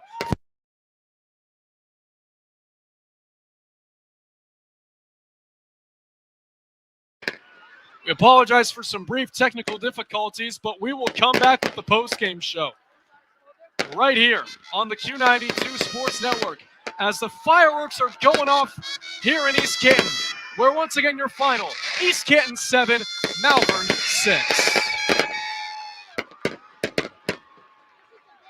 It's time for Purple Raider football. Catch every snap, every score, and every big moment all season long on AM 1310 WDPN. This year, it's even easier to follow the 13-time national champion, Mount Union Purple Raiders. Listen live on AM 1310, the WDPN Facebook and X pages, and streaming on the Q92 YouTube channel. Sam Berkwin and Ryan Bevere are back in the booth, bringing you all the action. Don't miss a minute of Mount Union football on AM 1310 WDPN. Looking for your home for local sports? Head over to Q92radiosports.com, the official website of Q92 Sports Network. Catch every live broadcast of high school games and Mount Union sports. Stay up to date with the latest local sports stories. Check scores from around the area and never miss a game with our full broadcast schedule. It's everything sports all in one place. Q92radiosports.com, your local sports connection. Welcome to the high school football postgame show, everybody, on the Q92 Sports Network as they're setting off the fireworks here in East Canton. The seniors, the players, the marching band is out at around the 45-yard line, all in a huddle, celebrating their team's 7-6 rivalry win over Malvern. It's the first time they've taken down the Hornets since 2019 in an offensive shootout, 37-36. And this year, an offensive battle, 7-6. Matt Caroli with you inside Fulton Stadium as we will wrap this up here momentarily. But first, let's take a look at the high school football scoreboard as we start to put a bow in Week 10 as East Canton has now come out with their trophy in hand in this rivalry for the first time in 6 years. Fourth quarter, in North Canton, the Vikings well on their way to taking down arch rival Jackson 28-7. Tuslaw on top of Fairless 26-21. Lake and Green all even at 27. You can listen to all three of those games right here on the Q92 Sports Network. Carrollton dominating on the road against Minerva 38-14. Canton South in a battle with West Holmes on the road on top 41-35. Louisville on top of Worcester 50-7. Perry shutting out Glen Oak at home 28-0. That game's still in the third. Another game still in action. Manchester Northwest. That game's 14-0 Manchester on the road. And when it comes to Sandy Valley and Tuscaroras Valley, that game is all even at 14 as we approach quarter number 4. And in one other final, as we seem to be the only one, or besides this game that has gone final in rivalry week. Reason why? Defensive battle. You're in, you're out. And Central Catholic on top or wins it in a shutout on the road by the score of 54-0. We'll come back. We'll break this one down for you and say goodnight from East Canton. You're listening to high school football on the Q92 Sports Network, powered by the Sarshone Auto Group. Football fans, Mondays just got better. Join Q92 Sports Live every Monday at 11 a.m. for the Pro Football Hall of Fame Luncheon. Watch on our Facebook, X, and YouTube channels as legends from the high school, college, and pro football world take the mic with inspiring speeches and incredible stories. Don't miss a moment. Like, follow, and subscribe to Q92 Sports on social media and catch every Pro Football Hall of Fame Luncheon live every Monday at 11 on the Q92 Sports Network. Missed the big game? Don't worry, Q92 has you covered. Check out our SoundCloud page where you can relive every exciting moment. From high school football, basketball, baseball, and softball to Mount Union football and basketball, we've got it all. That's every broadcast from this season and even classics going all the way back to 2016. Follow Q92 Radio on SoundCloud and never miss a play, a call, or the thrill of the game. Q92 Radio on SoundCloud, your home for every game, every season. Just got an update concerning that Hoover-Jackson game. Jack Andy's a 50-yard touchdown run, putting Hoover on top 35-14. 3:25 left to go in quarter number 4. Here it's a happy East Canton, and they don't want to go home. And why would they? Their team just knocked off their arch rival for the first time in 6 years by the score of 7-6. Welcome back to the postgame show, everybody. Well, it was a fun one here. Defensive battle as East Canton improves to 8-2 on the season, 4-1 in the IVC North.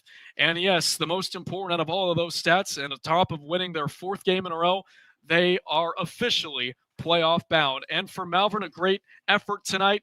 They led for 3 quarters. It was a 6-0 game, but East Canton provided the final blow in quarter number 4, as they dropped to 6-4 this season and 3-2 in the IVC North. When it comes to playoff seedings, rankings, all of that good stuff, where people will be going, that'll come out in the coming days around Sunday or Monday. But for now, if you, especially in the side of East Canton, as they ring the victory bell, it's time to celebrate here at Fultz Stadium. Before we say goodnight, we just want to give out a couple of thanks. First of all, to for the recorders of tonight's games across the Q92 Sports Network. Big thanks to Jake Matronia, Noah Capo, Katie Duerman, and Ryan Rainsberg. Also, a big thanks to our sponsors, including RG Drag, who sponsors the Red Zone Regional EMS that sponsored our opening kickoff, for Friends and Family Credit Union for sponsoring timeouts this 2025 football season, and of course the Sarshone Auto Group, which is our title sponsor. And of course, a big thanks to you, a listener, for being with us for this game and for everyone that you've tuned into this high school football season on the Q92 Sports Network. We're not sure, for Robert and I, if this is it for us, if we'll have a playoff game down the line, but we will see once again in the coming days. But for now, a big thank you to listening to Q92 Sports Network's presentation of high school football all season long. So, for Robert Coleman and all the hardworking men and women on our crew, my name is Matt Corrali, saying goodnight from Fultz Stadium, where once again your final, for the first time since 2019, it's East Canton on top of Malvern, 7-6. So long, everybody.